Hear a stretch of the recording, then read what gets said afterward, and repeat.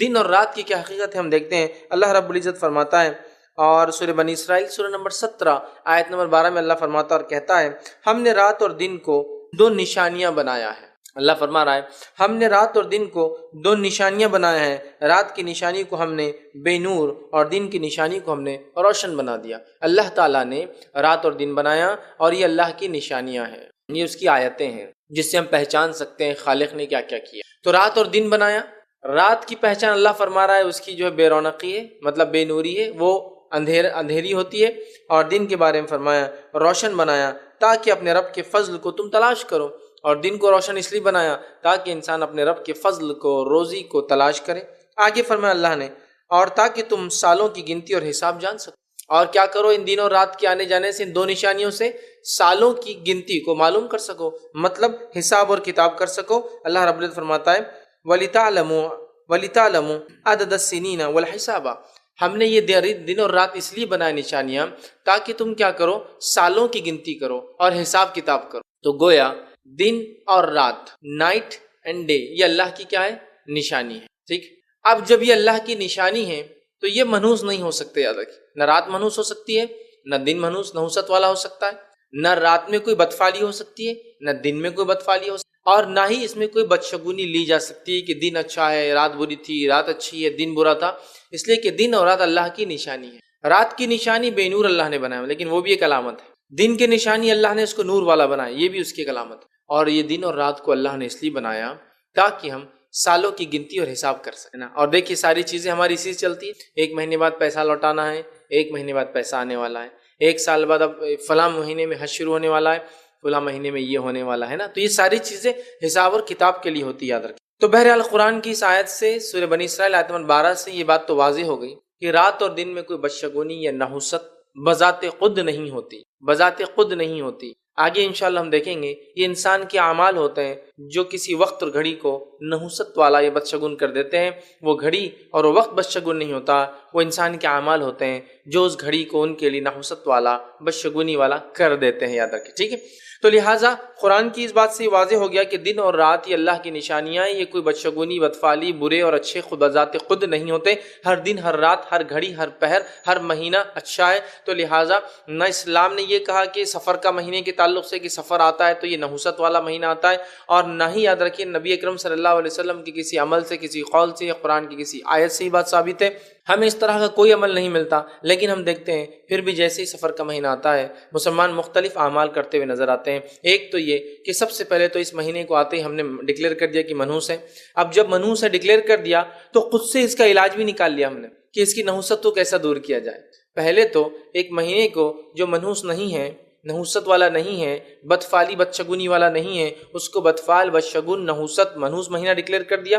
مہینے کو ڈکلیئر کرنے کے بعد اس نحوست کو ہٹانے کے خود ساختہ راستے بھی نکال لیے ہم نے، سیلف میڈ جس کو ہم کہیں گے، اس کے سلوشنز بھی ہم نے نکال لیے کہ سفر چونکہ نحوست والا ہے لہٰذا یہ کرنے سے نحوست ہٹ جائیں گی۔ تو ہم لوگوں کو دیکھتے ہیں کوئی سفر کی 13 تاریخ کو صدقات دیتا ہے، مرچی کی شکل میں، بہلاووں کی شکل میں، لیمبو اور انڈے کی شکل میں، اور مختلف قسم کی چیزوں سے اپنی بلاؤں کو، وہ 13 کے دن چونکہ تیزی ہوتی ہے وہ آتی ہے لہٰذا ان بلاؤں کو ٹالنے کے لیے وہ صدقات دے کر رہا ہے۔ کچھ لوگوں کا حال یہ کہ کہتے ہیں کہ سال بھر میں 100 نحوستیں اترتی ہے، 50 سفر میں اترتی ہے، 50 سارے سال میں اترتی ہے، لہٰذا ان 50 نحوستوں سے، 50 بیماریوں سے، 50 برائیوں سے، 50 بلاؤں اور وباؤں سے جو سفر میں اترتی ہے، جس کی کوئی سر اور پیر نہیں ہے، ایسی کوئی دلیل نہیں کہ سفر میں ایسا ہوتا ہے، بہرحال تو جو 50 اترتی ہے 50، تو لہٰذا اس کو ٹالنے کے لیے کچھ لوگ یہ کرتے ہیں کہ 365 یا 355 چیزیں بناتے ہیں کھانے یا پینے کی، اور ان کو تقسیم کرتے ہیں تاکہ ہر دن کے بدلے اس نحوست کا کفارہ دیا جائے، ٹھیک ہے۔ کچھ جگہ یہ ہوتا ہے اس نحوست کو ٹالنے کے لیے لوگ چھہارے، چنے اور مختلف قسم کی سبزیاں بناتے ہیں، جس سے ان کا یہ عقیدہ ہوتا ہے یہ سبزی، یہ کھانا اس سال بھر کی نحوست کو، بالخصوص سفر کی نحوست کو ٹال دیں گے۔ تو ہم امت مسلمہ کو اس مہینے کے آتے افراط اور تفریط کا شکار دیکھتے ہیں۔ ایک وہ حصہ جو یہ کہتا ہے یہ منحوس ہے، ٹھیک ہے، اور خوشی نہیں مناتا، اور پھر اس کو، اس برائی کو، اس کی نحوست کو دور کرنے وہ مختلف اعمال کرتا ہے۔ تو گویا ڈکلیریشن آف دا منتھ کی یہ منحوس ہے، وہ بھی سیلف ڈکلیئرڈ ہے، خود ہی کر دیا، قرآن حدیث میں دلیل نہیں، اور اس کا حل، سلوشن کیا ہوگا، خود ہی ایجاد کر لیا۔ تو گویا نحوست بھی ہم نے ڈکلیئر کی، اس کا علاج بھی ہم نے ڈکلیئر کر دیا، اور اس سے ہٹ کر بھی ہر ملک میں جہاں مسلمان بستے ہیں، ہر علاقے میں، ٹھیک ہے، الگ الگ رسومات پائے جاتے ہیں۔ یہ تو میں نے کچھ رکھے تو آپ یہ مت سمجھیے یہی ہوتا ہے، الگ الگ رسومات، لیکن میں نے یہ تو دیکھا ہوں، یہ 13 تیزی کا کانسیپٹ، آخری بدھ اس کا منحوس رہتا ہے اس کا کانسیپٹ، اور اسی طرح اس میں کچھ دیا جائے تاکہ یہ بلائیں اور آفتیں ٹل جائے، یہ سب کے پاس پائی جاتی ہے، اور ہر کوئی اس کو منحوس سمجھتا ہے، اس کی نحوست سے بچنے کی، بدشگونی سے بچنے کی کوشش کرتا ہے، اور اس کے علاوہ جو ہے اس سے بچنے کے ساتھ ساتھ وہ اس چیز کی کوشش کرتا ہے کہ کیا کیا جائے تاکہ اس کو میں اپنے آپ سے دور کروں، اپنی نفس سے اس کی برائی کو، اس کے جو ہے بدفعالی کو، اور اس مہینے سے آنے والے شر کو میں اپنے سے دور کروں یا بیماریوں کو دور کروں۔ ہر آدمی اس سے جو ہے نظر آتا ہے۔ تو سب سے پہلے تو ہم نے یہ بات دیکھ لی، کوئی دن، کوئی مہینہ، کوئی رات، کوئی گھڑی، کوئی سال منحوس نہیں ہو، ٹھیک ہے۔ آگے آئیے، نبی اکرم صلی اللہ علیہ وسلم فرماتے ہیں، اور یہ حدیث قدسی، یہ وہ حدیث ہوتی ہے جس میں نبی اکرم صلی اللہ علیہ وسلم اللہ تعالیٰ سے روایت کرتے ہیں، یہ صحیح بخاری کی روایت ہے۔ آپ صلی اللہ علیہ وسلم فرمایا اور کہا، ابن آدم زمانے کو گالی دے کر مجھے اذیت دیتا ہے۔ اللہ فرماتا ہے، جو اللہ کے رسول صلی اللہ علیہ وسلم فرما رہے ہیں، ابن آدم زمانے کو گالی دے کر مجھے اذیت دیتا ہے۔ اللہ تعالیٰ فرما رہا ہے کہ آدم کی اولاد زمانے کو جب برا بھلا کہتے ہیں تو در حقیقت جو ہے وہ مجھے اذیت دیتے ہیں۔ جب زمانے کو گالی دیتے ہیں در حقیقت وہ مجھے اذیت دیتے ہیں، مجھے تکلیف دیتے ہیں۔ اس لیے حالانکہ زمانہ میں ہوں، اللہ فرما رہا ہے حالانکہ زمانہ میں ہوں، اس کا معنی ہے حالانکہ زمانے کا بنانے والا میں ہوں۔ جیسا کہ اگر ایک کمپنی نے ایک موبائل بنایا، اگر کوئی اس موبائل کو برا کہے تو حقیقت میں وہ کمپنی کو برا کہتا ہے۔ تو اللہ کیا فرما رہا ہے، ابن آدم زمانے کو گالی دے کر مجھے اذیت دیتا ہے، حالانکہ زمانہ تو میں ہوں، میرے ہاتھ میں ہر کام ہے، میں رات اور دن کو الٹ پلٹ کرتا ہوں۔ اللہ فرما رہا ہے حالانکہ زمانہ تو میں ہوں، میرے ہاتھ میں ہر کام ہے، اور میں ہی زمانے کو الٹ اور پلٹ کرتا ہوں۔ لہٰذا اس حدیث نے یہ واضح کیا کہ اگر کوئی شخص کسی مہینے، کسی گھڑی کو برا کہتا ہے، در حقیقت اللہ تعالیٰ کو وہ اذیت پہنچاتا ہے۔ تو اگر لوگ کہہ رہے محرم کا مہینہ غم کا مہینہ ہے، یہ گھڑی پوری غم کی ہے، تو ہاں کچھ لوگوں کے لیے ہو سکتا ہے جن کے رشتہ دار، اقارب، شوہر مارے جائے یا انتقال کر جائے اس مہینے میں، تو عام لوگوں کے لیے 3 دن اور بیوی کے لیے 4 مہینے 10 دن اس کے لیے غم کے ہو سکتے ہیں، لیکن سب کے لیے نہیں، پوری امت کے لیے محرم غم کا مہینہ نہیں ہو سکتا۔ سفر کے مہینے کو منحوس ڈکلیئر کر دیا، مطلب ایک وقت، مہینہ کیا ہے، یہ دن اور رات کی الٹ پلٹ، اس کی گنتی کو مہینہ بولتے ہیں۔ 30 دن جب الٹ پلٹ ہو جاتے ہیں، رات اور دن آ جاتے ہیں، تو ایک مہینہ کہلاتا ہے۔ 7 دن جب ہوتے ایک ہفتہ کہلاتا ہے، 355 دن ہوتے ایک سال کہلاتا ہے۔ دن، ہفتے، مہینے، سال، یہ حقیقت میں رات اور دن کا الٹ پلٹ ہے نا، وقت کے آنے اور جانے کا معنی ہے۔ تو اللہ کے رسول فرما رہے ہیں کہ اللہ تعالیٰ فرماتا ہے جب کوئی وقت کو برا کہتا ہے، وقت کیا ہے، یہی ہے نا، دن، ہفتے، مہینے، سال۔ اب ہم نے ڈکلیئر کر دیا نا کہ یہ مہینہ منحوس ہے، تو گویا ہم وقت کو کیا کرے، برا بھلا کہہ رہے ہیں۔ اللہ فرما رہا ہے وقت تو میں ہوں، ابن آدم وقت کو گالی دے کر، وقت کو برا بھلا کہہ کر مجھے اذیت پہنچاتا، تکلیف دیتا، اس لیے کہ زمانہ تو میں ہوں، اور میں ہی ہر عمل کا جو ہے کرنے والا ہوں، ہر چیز کو کامیابی یا ناکامی کرنے والا ہوں، اور جو ہے میں رات دن کو الٹ پلٹ کرتا ہوں۔ تو رات دن کے الٹ پلٹ ہونے سے مہینے دن چلتے ہیں، ہفتے چلتے ہیں، مہینے چلتے ہیں، اور کوئی انسان کسی وقت، کسی ہفتے، کسی مہینے، کسی سال کو جب منحوس و برا کہتا ہے، در حقیقت وہ اللہ تعالیٰ کو اذیت پہنچاتا ہے۔ تو آج امت مسلمہ کو دیکھا جا رہا ہے سفر کا مہینہ منحوس ہے، گویا اللہ کے بنائے ہوئے 30 دن یا 29 دن جو اس مہینے کے ہوتے ہیں، ہم لوگوں نے خود ڈکلیئر کر دیا، خود ساختہ، سیلف ڈیفائن، کہ یہ مہینے نحوست بھرے، لہٰذا اس میں اچھائی نہیں کی جاتی، اور اس کی نحوست کو پلٹانے کے لیے پتہ نہیں کیا کیا اعمال جو ہے کیے جاتے ہیں۔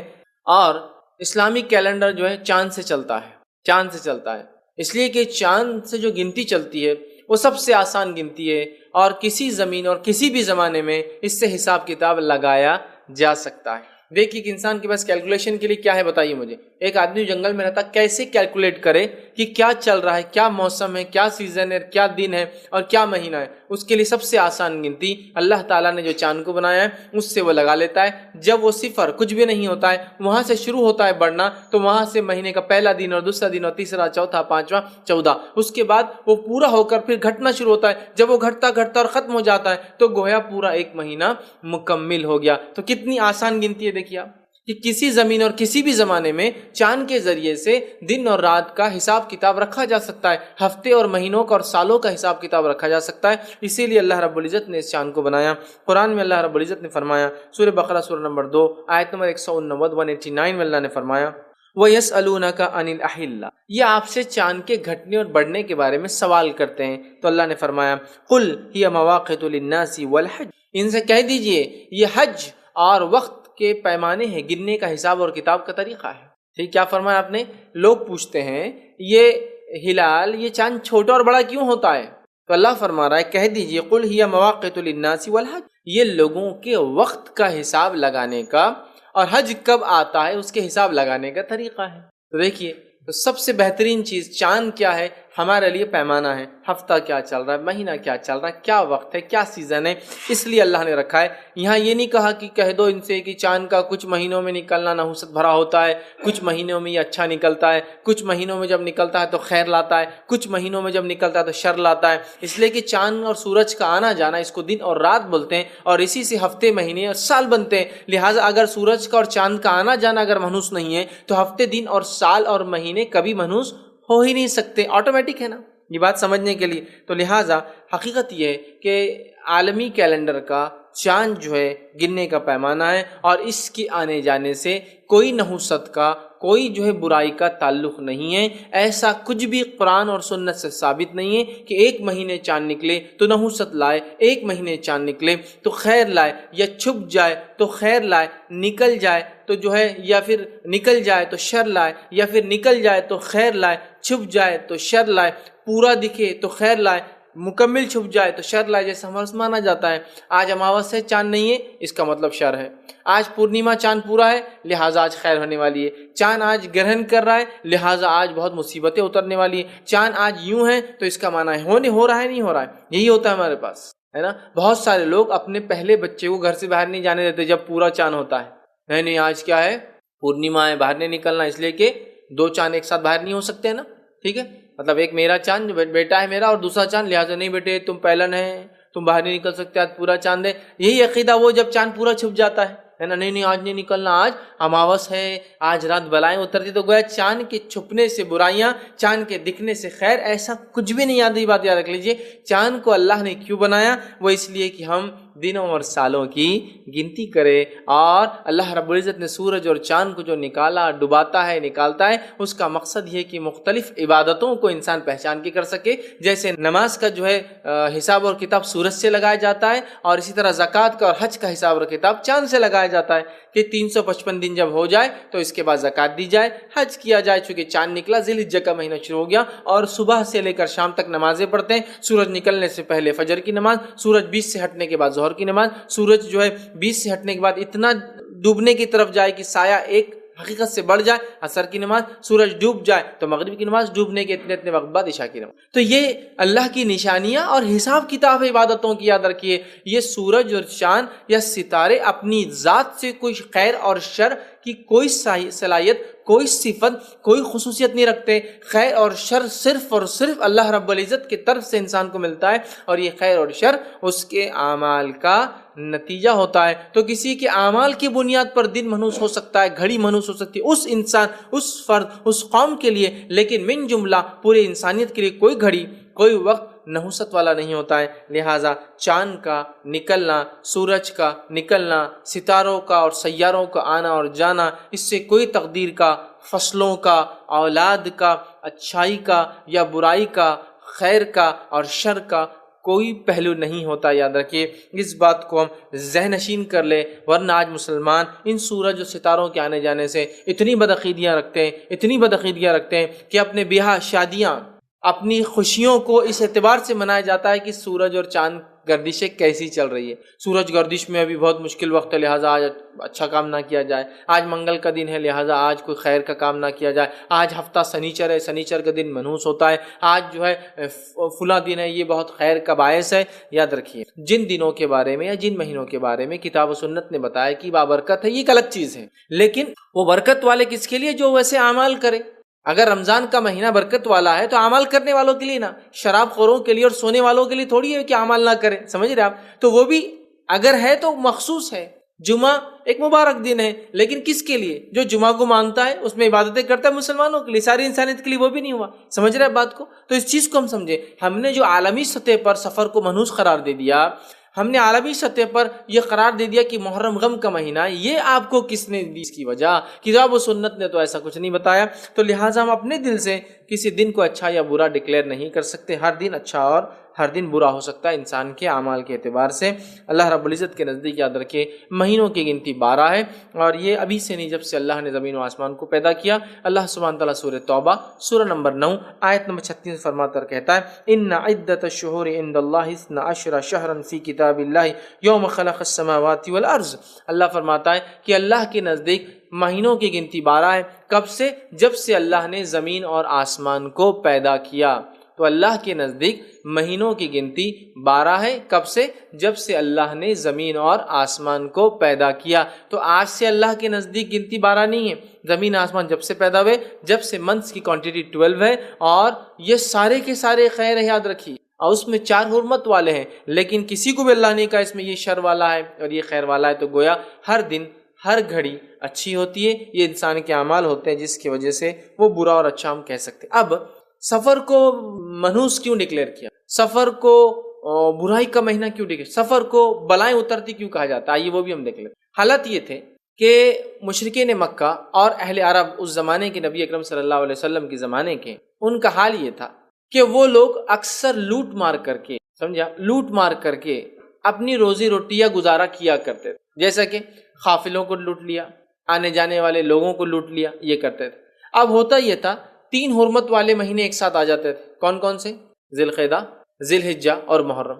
ٹھیک، اس کی حکمت علامہ ابن کثیر لکھتے ہیں، اللہ نے 3 مہینے کو حرمت والا اس لیے رکھا اور ذی الحجہ کو بیچ میں رکھا تاکہ ذی القعدہ میں لوگ سفر کے لیے نکلے حج کے، ذی الحجہ میں آرام سے حج کرے اور محرم تک اپنے گھروں پر پہنچ جائے۔ اور اسی طرح وہ کہتے ہیں رجب کو کیوں بیچ میں محترم رکھا؟ تاکہ رجب کے مہینے میں لوگ عمرہ کر لے۔ یہ حکمت ہے، ضروری نہیں ہے، ایسا علماء لکھتے ہیں اور علامہ ابن کثیر کا قول ہے۔ بہرحال تو 3 مہینے لوٹ مار بند ہے۔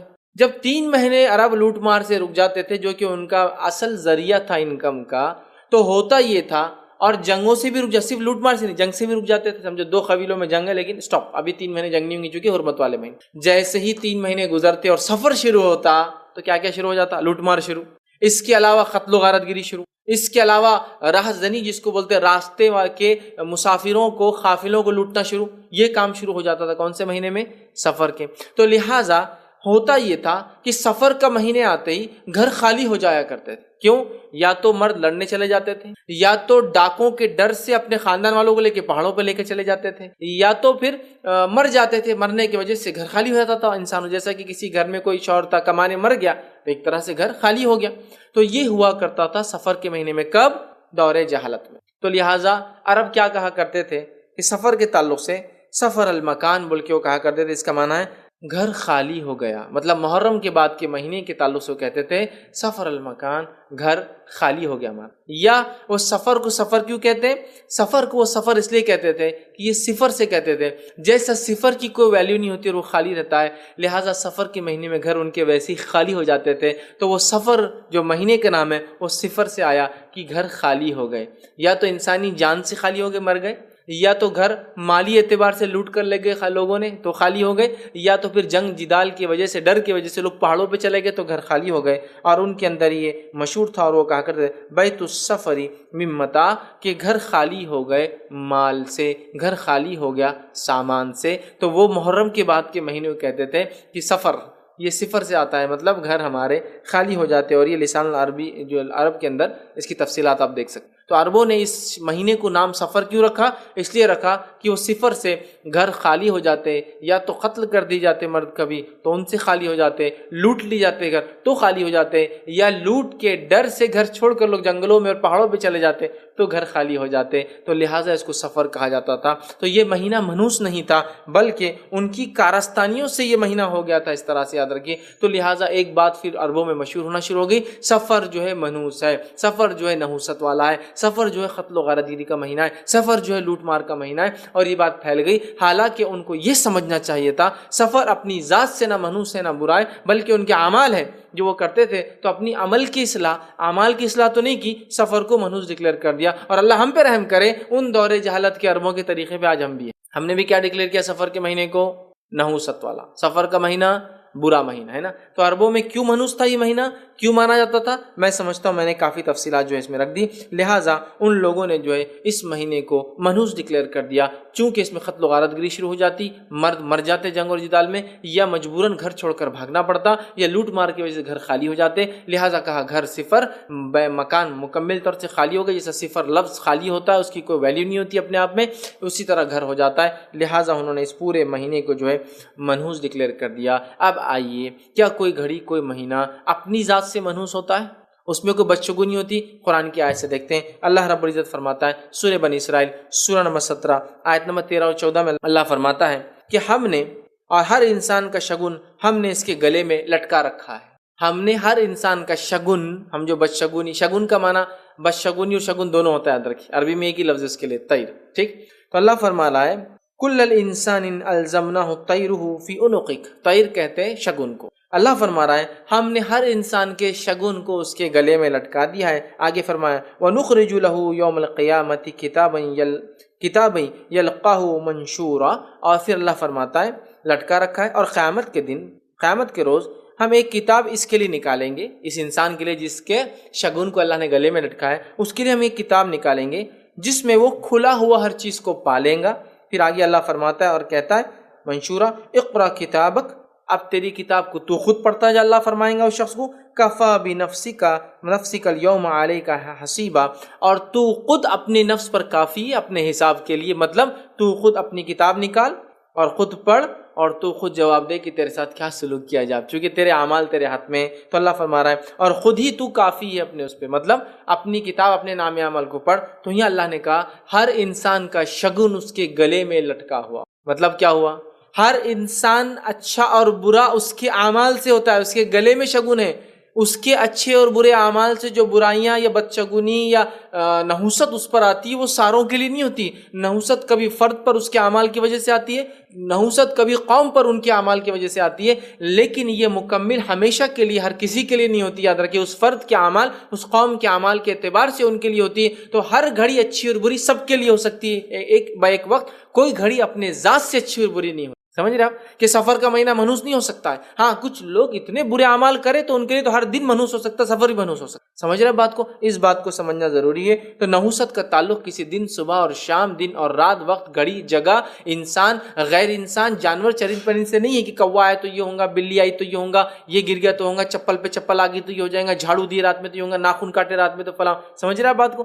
کچھ بھی نہیں ہے، یہ کہ انسان اس کے اعمال، اللہ نے کہا ہر انسان کا ہم نے اسے گلے میں لٹکا دیا۔ لہٰذا بدفعلی لینا جو عربوں میں طریقہ تھا، اور بدفعلی کو جو ہے طیر اس لیے کہا جاتا ہے کہ عرب فال ایسا کھولتے تھے، وہ ایک پرندہ لیتے تھے، طیر پرندے کو کہتے ہیں عربی میں، پرندہ لے کے اڑاتے تھے، سفر کرنا ہے تو وہ ایک پرندہ لیتے تھے، ٹریول کرنا ہے، اڑاتے تھے، سیدھی طرف گیا تو ہاں سمجھتے تھے، الٹی طرف گیا تو نہ سمجھتے، تو وہ فال پرندوں سے کھول، اسی لیے اس کو طیر کہا گیا، پرندہ۔ سمجھ رہے آپ؟ اسی کہتے فال، شگن جس کو آج کے زمانے میں اردو میں فال بولتے ہیں۔ تو وہ شگن پرندوں سے لیتے تھے، پرندے کو اوپر چھوڑتے تھے، رائٹ ڈائریکشن میں گیا تو کام کرو، لیفٹ ڈائریکشن میں گیا تو کام مت کرو، انتظار کرو، بیچ میں چلے گا تو اور ایک بار ایک پرندہ چھوڑ، تاکہ وہ لیفٹ جاتا ہے یا رائٹ جاتا ہے۔ سمجھے آپ بات کو؟ تو اس طرح سے کرتے تھے۔ تو اللہ نے کہا کہ طیر ہر کسی کا فال، بدشگونی اس کے گلے میں لٹکا، مطلب ہر کسی کے اعمال کے اعتبار سے وہ ہوتا ہے۔ اسی طرح دوسرے مقام سورہ نساء سورہ نمبر 4 آیت نمبر 79 میں اللہ نے فرمایا کہا ما اصابک من حسنۃ فمن اللہ، جو اچھائی تمہیں آتی ہے وہ اللہ کی طرف سے ہوتی، وما اصابک من سیئۃ فمن نفسک، اور جو برائی تمہیں آتی ہے وہ تمہارے نفس کی وجہ سے۔ جو خیر تمہیں پہنچتا ہے وہ اللہ کی طرف سے ہوتا ہے، اور جو مصیبت تمہیں پہنچتی ہے وہ تمہارے اعمال کا نتیجہ ہوتی ہے۔ تو لہٰذا پتہ چلا کہ ہمارے اچھے اعمال کے بدلے میں ہمیں اچھائیاں ملتی ہے، اور ہمارے جو برے اعمال ہوتے ہیں یا برائی جو ہم پر آتی ہے وہ ہمارے برے اعمال کا نتیجہ ہوتی ہے. تو کوئی بدشگونی یا شگن جیسی چیز نہیں ہے، ہر انسان کے اعمال کے اعتبار سے اس ساتھ ہونے والا ہے. اس لیے کہ خیر جو آتی ہے وہ اللہ کی طرف سے ہوتی، شر جو آتا ہے ہمارے اعمال کی طرف سے ہوتی. لہٰذا اگر کوئی فرد یا قوم شر کریں گی، فتنہ کریں گی، فساد کریں گی، تو وہ گھڑی وہ دن اس کے لیے بدشگونی والا منحوس ہو سکتا ہے، لیکن وہ سب کے لیے نہیں ہوگا. تو لہٰذا اعمال کے اعتبار سے گھڑیاں اچھی اور بری ہوتی ہے، نہ کہ ان کی ذات کے اعتبار سے کہ پورا سفر کا مہینہ منحوس، پورا محرم کا مہینہ غم کا مہینہ، منگل کا اور شنیچر کا دن جو ہے نحوست والا. ایسا نہیں ہو سکتا. یاد رکھیے اس بات کو ہم سمجھ لیں اپنے جو ہے ایک دم اچھائی کے ساتھ. نبی اکرم صلی اللہ علیہ وسلم فرمایا، اور مسند احمد کی روایت آپ نے فرمایا، حدیث کے الفاظ سنیے، بہت غور سے سنیے. حدیث کے الفاظ ہے جس کو ہم بہت معمولی سمجھتے ہیں. آپ فرماتے اور کہتے ہیں، جو کسی چیز کی بدفعلی پکڑ کر اپنے مقصد سے لوٹ آیا اس نے شرک کیا. جو کسی مقصد کو کرنے نکلا تھا لیکن کسی بدفعلی کی وجہ سے لوٹ آیا، بدفعل برے فعل، ٹھیک ہے، یا یہ سوچ کر کہ یہ آج ٹھیک نہیں ہے میرے لیے آیا، اس نے شرک کیا. اس نے شرک کیا. اب مثال دوں میں، ایک انسان گھر سے نکلا کہ آج میں نوکری کی تلاش میں جاؤں گا، راستے میں بلی آ گئی، وہ بول رہا نہیں آج نہیں، اب ان کب جائیں گے، کل جائیں گے. یہ ایک بدفعلی تھی، اس نے شگن لیا، بد شگنی لی اس بلی سے اور لوٹ آیا. آپ فرما رہے جو کسی چیز کی بدفعلی کی وجہ سے لوٹ آئے اس نے شرک کیا. گویا اس انسان نے شرک کیا، یہ سمجھا کہ وہ بلی میں، اس جانور میں یہ صفت ہے شر کو لا سکتی ہے اور خیر کو دور کر سکتی ہے، لہٰذا اس بلی کے شر کی وجہ سے وہ انسان آج جاب تلاش کے لیے نہیں گیا. تو یہ کیا ہو گیا؟ شرک ہو گیا. جوتے پہ جوتا جلدی سے ہٹا دو ورنہ کیا ہوگا؟ سفر کرنا پڑے گا. گھر میں اگر یہ جھاڑ لگائے تو اس کی نحوست سے رشتے نہیں آتے، جھاڑ کاٹ دیا آپ نے، شرک کی. ایک بدشگونی کی وجہ سے آپ کر رہے ہیں یہ سارے کام، ہے نا. آج یہی حال ہے ہمارا، ہر چیز میں بدشگونی، جس کو میں توہام کہتا ہوں، وہم، جس ایسا ہوا تو ایسا ہوتا، یہ ہوا تو وہ ہوتا، یہ گھڑی ہوئی تو یہ ہوتا، ایسا ہوا تو فلاں ہوتا. کرتے ہی نہیں کرتے، ہے نا. توال گر گیا، چلو تیاری شروع کر دو، مہمان آنے والے، فل فلیش تیاری چالو ہے نا. چپل الٹی ہو گئی، تقدیر پڑ جائیں گی، جلدی سیدھی کرو اس کو، بھاگ بھاگ کے اس کو سیدھا کیا جا رہا ہے نا. چپل پر الٹی چپل کہاں برداشت کرتے ہیں مسلمان، ارے جلدی سیدھی کرو، ٹھیک. رات میں جھاڑو مار لیے تو اب کیا ہوگا؟ نحوست آ جائیں گی. رات میں ناخن کاٹے تو گھر میں چوری ہو جائیں گی، ٹھیک ہے. فلاں کرے تو یہ ہو جائیں گا، فلاں جگہ بیٹھے تو فلاں ہو جائیں گا. یہ پرندے کو دیکھے تو آج خیر آئیں گا، کوے کو دیکھے تو شر آئیں گا، کبوتر دکھ گیا صبح صبح تو اچھائی ہوں گی، ہے نا. صبح صبح یہ آدمی دیکھا تو آج کا دن منحوس جانے والا، ان کو دیکھا تو آج کا دن اچھا جانے والا ہے. یہ سب ہو رہی ہے. تو جس کو کسی بدفعلی نے کسی عمل سے روک دیا اس نے شرک کیا. سوال کیا صحابہ نے اللہ کے رسول صلی اللہ علیہ وسلم، اگر ایسا ہو جائے تو کفارہ کیا ہے اس کا، کیا کرنا ہوگا تاکہ ہم وہ شرک سے بچ جائے؟ تو نبی اکرم صلی اللہ علیہ وسلم فرمایا اور کہا کہ اگر کسی سے یہ قول ہو جائے، کسی نے ایسا کر لیا، تو کفارہ ہے ان نقولا، وہ شخص یہ کہے، احدہم، ان میں سے وہ شخص جس نے یہ کہا وہ یہ الفاظ ادا کرے، اللہم لا خیر الا خیرک، اے اللہ تیرے سوا کوئی خیر نہیں ہے. ٹھیک ہے، کیا وہ کہے؟ کفارہ ہے. یہ ایسے عقیدے کا کیا کفارہ ہے؟ اللہ کے رسول فرما رہے اللہم لا خیر الا خیرک، اے اللہ خیر تیری طرف سے ہے اور تیرے علاوہ کوئی خیر اور بھلائی کا دینے والا نہیں ہے. ولا طیر الا طیرک، اور کوئی شگن نہیں ہے سوائے تیرے شگن کے. ولا الہ غیرک، اور کوئی معبود نہیں ہے تیرے علاوہ. یہ دعا پڑھنا پڑیں گی کفارے میں. جس نے ایسا کیا کہ بلی دیکھ لی تو پلٹ گیا، میٹھا نہیں کھا کے نکلا تھا تو آج جاب کو کیسا واپس جا کے کھا کے آتا ہوں، سمجھا کہ میٹھا کھا کے گھر سے نہیں نکلا تو خراب ہو جائے گا، تو لہٰذا پھر جا رہا ہے گھر جا کر میٹھا کھا کر واپس آ رہا ہے، سمجھا. یہ ہوتا ہے بدشگونی، بدفعلی، یاد رکھیے. اور اس سے انسان سمجھتا ہے نحوست کا کوئی تعلق ہے تو کوئی تعلق نہیں. تو بدفعلی، بدشگونی کتنا بڑا جرم ہے کہ کسی کو کسی بدشگونی نے کسی کام سے روک دیا تو اس نے شرک کیا. تو میں آپ سے اب سوال کرتا ہوں، سفر کے مہینے میں شادی نہیں کر رہے آپ، کیوں نہیں کر رہے ہیں؟ سفر کا مہینہ منحوس ہے، لہٰذا شادی نہیں ہو سکتی. آپ نے ایک بدفعلی کی وجہ سے اپنے آپ کو روکا، آپ نے کیا. دکان کھول لو سفر میں، نہیں یار سفر کا مہینہ ہے، دکان تھوڑی چلیں گی سفر میں، رک گئے آپ نے بدفعلی لی، ایک بدفعلی کی وجہ سے ایک کام سے رک گئے، آپ نے کیا. سمجھ رہے آپ؟ تو وہ اسلام جو کسی بدفعلی سے کسی کام سے رک جانے کو شرک قرار دے رہا ہے، کیسے ہو سکتا ہے ایک مہینے کو پورا جو ہے منحوس قرار دے، جبکہ اللہ کی کتاب اس کے رسول کی سنت میں موجود نہیں ہے. یہ ہمارا من مانا طریقہ، یاد رکھ لیجیے، جو ہم نے بنا لیا ہے، اور من مانا راستہ ہے جو ہم نے جو ہے ایجاد کر لیا ہے. اور یاد رکھیے، اور کتنے توہام پھر اس سے جڑے ہیں. میں سمجھتا ہوں آپ کو بہت زیادہ مجھے بتانے کی ضرورت نہیں. ہر گھڑی، ہر وقت، ہر دن، ہر چیز سے ہمارا توہام ہے نہیں ہے؟ یہاں تک کہ ماڈرن چیزوں سے بھی توہم نکال لی جن کا یہ وجود پہلے زمانے میں نہیں تھا. سمجھ رہے آپ بات کو؟ پہلے زمانے میں تھا. آج ہر چیز سے توہم وہم ہم نکالتے ہیں اتنے زیادہ کسی کو انتہا نہیں. آپ آگے کھڑے پیچھے کسی نے چھینک دیا، دھت تیری کی پورا کام بگاڑ دیا آج کا. کیوں چھینک دیا؟ اس نے چھینکنا برائی کی علامت مانی جاتی ہے. معلوم ہے کوئی انسان اگر چھینک دے تو یہ برائی کی علامت مانی جاتی. اور اس حد تک کہ ایک واقعہ مجھے یاد ہے کہ ایک خاتون جو MBBS کو جس کا نمبر لگنے والا ہے وہ لائن میں کھڑی ہے، مطلب لوگ انٹرویو کے لیے جا رہے ہیں، آگے چل رہی ہے، اور اس کی ماں پیچھے کھڑی ہے. شاید وہ ماں بھی اس کی ڈاکٹر ہے، اور بچی نے انٹرویو کے جانے سے پہلے چھینک دیا. تو اس کی ماں پوچھ رہی اب تیرا انٹرویو برا جائے گا. تو بچی ماں سے پوچھ رہی ماں آپ مجھے ڈاکٹر بنانا چاہ رہے ہیں، کیا ابھی بھی میں ان چیزوں پہ یقین کروں؟ مجھے پتا ہے چھینک کیوں آتی ہے، سائنٹیفکلی چھینک کیوں آتی مجھے پتا ہے، تو کیا آج بھی تمہاری ان باتوں پہ یقین کروں میں؟ آپ مجھے ڈاکٹر بنانا چاہ رہے اور آج بھی یہ باتوں پہ یقین کروا رہے ہیں چھینک کے بارے میں؟ ہے نہیں ہمارا یہ معاملہ. آج یہی حال ہے ہمارا. چھینک دے تو یہ ہو جاتا، یہاں کھڑے ہوئے تو وہ ہو جاتا، وہاں فلاں کر دے تو یہ ہو جاتا، اس دن شادی کر تو ایسا ہوتا، یہ گھڑی میں یہ کام کرے تو برا ہوتا، مغرب کے بعد یہ کرنا صحیح نہیں ہے، اماوس کے دن کرنا برا ہوتا ہے، پورنیما کے دن کرنا اچھا ہوتا ہے، یہ قمر ہونے سے فلاں فائدہ ہے، اقرب ہونے سے شادیاں نہیں ہوتی، ٹوٹ جاتی، رمضان کے مہینے میں شادی نہیں کرنا چاہیے اس لیے کہ عبادت کا مہینہ ہے، شادی کرنے سے طلاق ہو جاتی، محرم میں خوشی منانے سے زندگی بری جاتی، سفر نحوست کا مہینہ اس میں کوئی اچھا کام کبھی کامیاب نہیں ہوتا. کتنے توہم ہے بھائی، ہر گھڑی، ہر دن، ہر رات، ہر جگہ، ہر جانور کا بھی توہم مسلمانوں کے پاس. جانوروں کی توہم بھی ہے، گناتے رہو تو مشکل ہو جائیں گی. گھر میں طوطا رکھو خیر آئیں گا، کبوتر رکھو برکت آئیں گی. کہاں سے لائے؟ سمجھے آپ بات کو؟ کیا ہے مطلب جانور، چرند پرند، جگہ، کھانے پینے، توال، دستی، رومال، جوتے، چپل، جھاڑو، ہر چیز سے توہم. ہمارے نبی یہ کہہ رہے ہیں کہ جو چیز کسی انسان کو کوئی توہم، کوئی وہم، کوئی شگن، کوئی بدشگونی، کوئی بدفعلی کسی عمل سے روک دے، اس نے شرک کیا، اس لیے کہ اس نے اس چیز کو معبود رب بنا لیا اور خیر کا دینے یا شر کا دینے والا بنا دیا نا. آپ کہہ رہے بلی راستہ کاٹی تو کام برا ہوگا، گویا بلی میں وہ صفت آپ نے دی کہ اس میں یہ طاقت ہے کہ وہ آپ کو شر لا سکتی ہے، لہٰذا آپ نے بلی کو معبود بنایا اپنا. یہی تو شرک ہے، اس لیے تو کہا شرک ہے. یہ توبہ کرے انسان اس. اللہ ہم پر رحم کرے. ہم نے تو پتہ نہیں کیا کیا چیزوں کو بنا دیا. اور دوسرا کام ہم کو کرنا ہے توحید پر قائم رہنا ہے، چاہے حالات کسی بھی قسم کے ہو، چاہے کسی بھی حالات سے میں اور آپ گزر رہے ہوں. یہ بات کا تہیہ ہوں گا کہ توحید ہمارے ہاتھ سے کبھی نہ جائے. رکھے چونکہ عقیدہ توحید پر ثابت قدمی یہ سب سے بڑی اللہ رب العزت کی نعمت اور دولت ہے. اس لیے کہ اللہ رب العزت نے قرآن میں دیکھی کیا فرمایا، ما اصاب من مصیبت الا باذن اللہ وَمَن يُؤْمِن بِاللَّهِ يَهْدِ قَلْبَهُ وَاللَّهُ بِكُلِّ شَيْءٍ عَلِيمٌ. اللہ فرماتا کہتا ہے جو مصیبت بھی آتی ہے وہ اللہ کے اذن حکم سے آتی ہے، اور جو اللہ پر ایمان لائے تو اللہ اس کے دل کو ہدایت بخشتا ہے، اور اللہ ہر چیز کو جاننے والا ہے.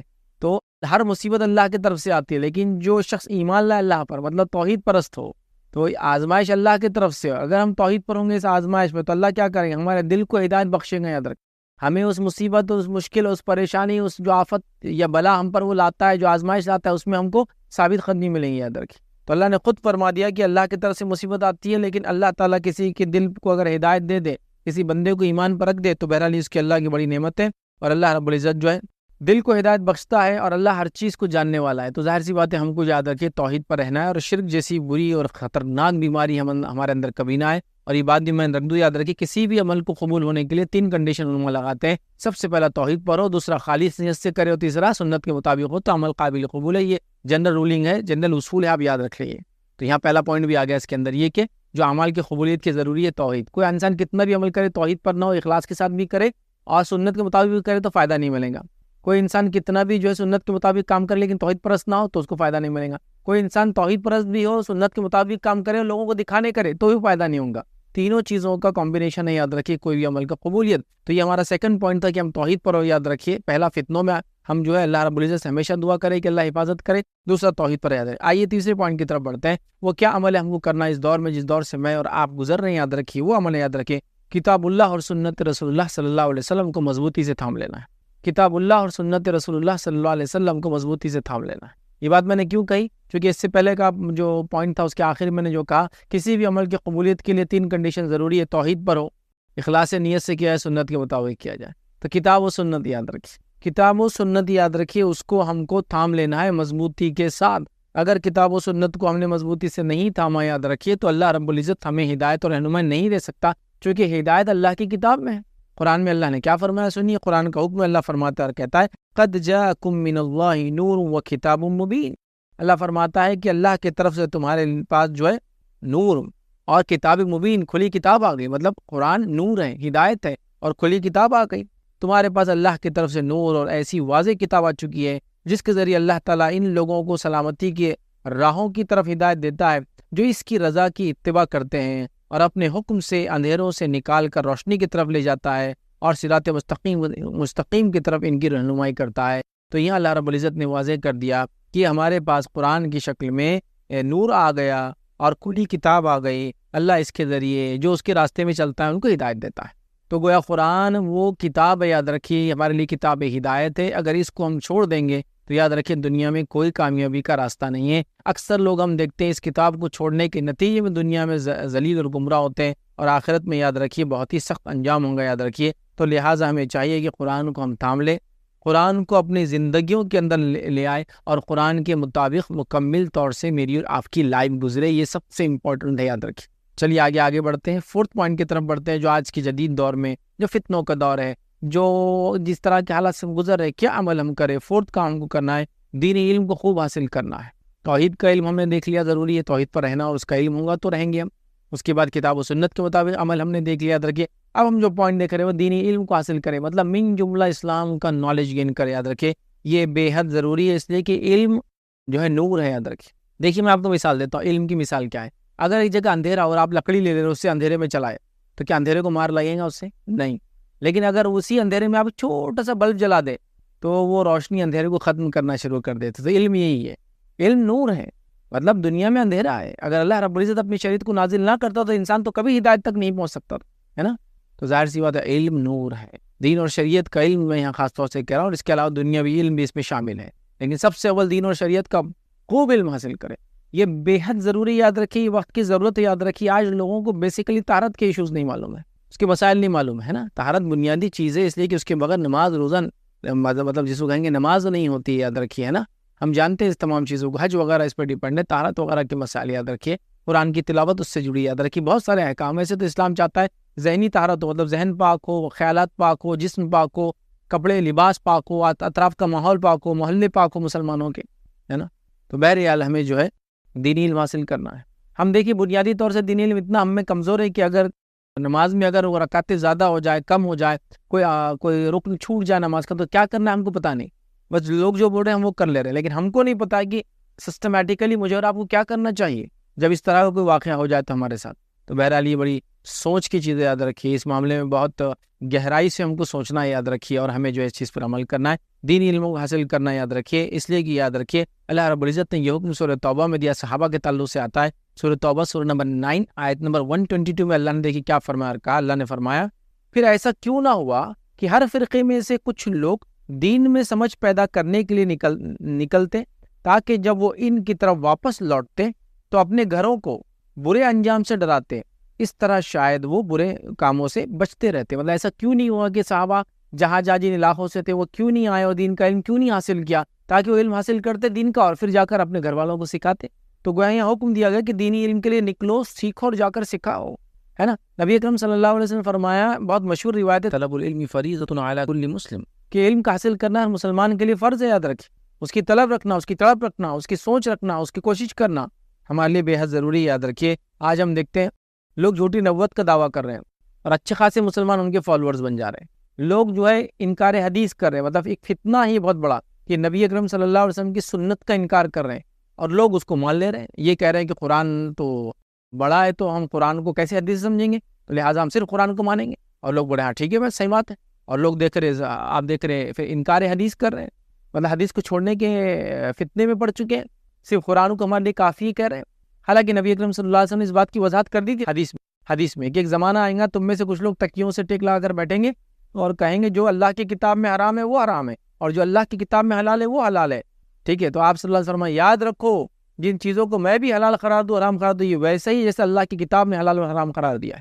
لیکن آج ہم دیکھ رہے ہیں لوگ فتنے میں پڑ رہے، کیوں؟ علم کی کمی کی وجہ سے، طہارت کے مسائل نہیں معلوم، روزے اور نماز کے مسائل نہیں معلوم۔ جو لوگ ریگولر نماز پڑھ رہے ہیں ان کو یہ نہیں پتا کہ نماز میں سجدے سہو اور وغیرہ وغیرہ وغیرہ کے مسائل کیا ہے، یہ بہت ہائی ٹائم ہے، اندر رکھیے۔ ہم یہ سب گمراہیوں سے، اندھیروں سے، فتنوں سے، فساد سے اگر نکلنا چاہتے ہیں تو دین کا علم حاصل کریں اور اس کو عام کر دیں ہر طرف۔ لوگ اپنے دین کو سمجھتے ہو، اس کے مسائل، اس کی باریکیوں کو جانتے ہو، اور وہ باتیں جو ایک فرد کے لیے جاننا بے حد ضروری ہے، موٹی موٹی جو باتیں جس کو کہیں گے، جیسے ہم فرائض کو ادا کرنا، تو فرائض کو ادا کرنا سب کے لیے ضروری ہے، تو اس کے بارے میں اس کے مسائل جاننا سب کے لیے ضروری ہے، کب ہوتے ہیں کب نہیں ہوتے، کیسے ہوتے، کن حالت میں چھوڑ سکتے، کن حالت میں کر سکتے، اگر کر رہے ہیں تو کب توڑ سکتے، اگر توڑے تو کفارہ کیا ہوں گا، فدیہ کیا ہوں گا، اس کی قضا کیا ہوں گی، سب معلوم ہونا چاہیے۔ لیکن آج ہم دیکھیے کچھ بھی نہیں پتا ہے لوگوں کو، تو میں نے یہاں تک دیکھا کہ حج کو جاتے ہیں اور اچھی خاصی تبلیغ رقمیں بھر کے حج کو جاتے ہیں، اور انہیں حج کے مسائل کے بارے میں 100 روپے کی کتاب خرید کے کبھی پڑھی نہیں۔ اگر کوئی کہے کہ بھائی حج کے مسائل پہ کوئی کتاب خرید لو، تو ان کو جان پہ آتا رہے اتنا پیسہ کہاں خرچ کریں گے، 2 4 لاکھ حج کے لیے کرتے ہیں، لیکن 200 کتاب لے کر مسائل کو جاننے کی کوشش نہیں کرتے۔ بے حد ضروری ہائی ٹائم ہے دینی علم کو ہم خوب عام کریں اور اس کو حاصل کریں۔ آئیے 5واں کام جو ہم کو کرنا ہے اس دور میں، یاد رکھیے، وہ یہ ہے مسلمانوں کی جماعت میں شامل رہنا اور تفرقے سے اجتناب کرنا، مطلب اختلاف سے بچنا ہے۔ مسلمانوں کی جماعت سے میں شامل رہنا ہے اور تفرقے بازی سے، جس کو ہم کہیں گے لڑائی جھگڑے سے، آپس میں اختلاف پیدا کرنے سے بچنا ہے۔ اس لیے کہ یاد رکھیے توحید کے بعد جو سب سے عظیم نعمت ہے جو اللہ ایک بندے پہ کرتا ہے وہ اتحاد ہے۔ آئیے اس کی دلیل میں آپ کے سامنے رکھتا ہوں کہ توحید کے بعد سب سے اہم نعمت اللہ تعالیٰ کی اتحاد ہے۔ روایت اس طرح سے کہ اللہ کے رسول صلی اللہ علیہ وسلم نے فرمایا کہ شیطان اس بات سے مایوس ہو چکا ہے کہ نمازی اس کی عبادت کریں گے، ہے نا، مطلب توحید پرست لوگ اس کی عبادت نہیں کریں گے، اس سے وہ مایوس ہو چکا ہے، لیکن وہ اس بات سے مایوس نہیں کہ ان میں جھگڑا لگائیں گا۔ تو پتہ ہی چلا کہ شیطان توحید پرست لوگوں کو اپنی عبادت تو نہیں کروا سکتا، لیکن جب عبادت نہیں کروا سکتا تو دوسرا کام کیا کریں گا، وہ اختلاف ڈالیں گا۔ تو اس لیے میں نے کہا توحید کے بعد سب سے امپورٹنٹ چیز کیا ہے، اتحاد ہے۔ اور شیطان کیا کر رہا ہے، توحید میں اگر خلل نہیں ڈال سکتا تو سیکنڈ پارٹ میں جا رہا ہے، اور سیکنڈ اسٹیپ کیا ہے اس کی، اختلاف ڈالنا۔ اس لیے میں نے کہا کہ توحید کے بعد سب سے امپورٹنٹ چیز اتحاد ہے۔ تو ہم امت کو اختلاف میں نہیں ڈالیں گے، خود اختلاف میں نہیں پڑیں گے، اختلاف کی وجہ نہیں بنیں گے۔ لیکن یہاں ایک بات کلیئر کر دو، وہ یہ ہے کوئی آدمی اگر صحیح بات بتائے جس سے لوگوں میں اختلاف ہو تو وہ ایک الگ مسئلہ ہے، ہم صحیح بات کہنے سے تو روک نہیں سکتے نا۔ جیسا کوئی کہے کہ بات توحید کی بات مت کیجیے، اب اس سے اختلاف ہو رہا ہے، نہیں، یہ تو ہوگا۔ کوئی کہے کہ ہم اتباع سنت کی بات مت کہیے، اس سے اختلاف ہو رہا، نہیں ایسا نہیں۔ کوئی یہ کہے کہ قرآن کی بات مت کیجیے یار، اس سے اختلاف ہو رہا، نہیں یہ تو کہیں گے ہم۔ اختلاف وہ چیزوں کے ذریعے کہ جو چیزیں قرآن و سنت کے خلاف ہو اور ان چیزوں کو ہم نے اپنے اندر اپنا لیا ہے اور وہ کر کے اختلاف پیدا ہوتا ہے، سمجھ میں آتا ہے۔ کتاب و سنت پہ چلنے سے اختلاف نہیں ہوتا ہے کبھی بھی، لہٰذا ہم اتحاد کو تھامیں۔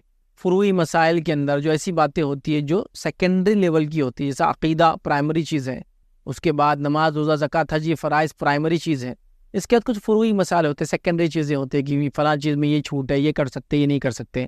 لیکن ان فروعی مسائل کو لے کے اتنا نہ جھگڑے کہ امت جو ہے آج سپلٹ اپ ہو چکی ہے۔ یاد رکھیے کئی فرقوں میں، کئی طبقوں میں، ٹوپیوں سے، شملوں کے کلر سے، ٹوپیوں کی ٹائپ سے، ڈریس کوڈ سے سمجھ میں آتا کون کس کو بلانگ کرتا ہے، ایسا نہیں ہونا چاہیے، ٹھیک ہے۔ تو اتحاد کو ہم قائم رکھیں، اس لیے کہ اگر اتحاد نہیں ہوگا، اختلاف ہوگا تو پھر بہت زیادہ مصیبت میں امت مسلمہ پڑ جائیں گی۔ اور میں سمجھتا ہوں اتحاد کے فائدے کیا ہے، زیادہ بتانے کی آپ کو ضرورت نہیں ہے۔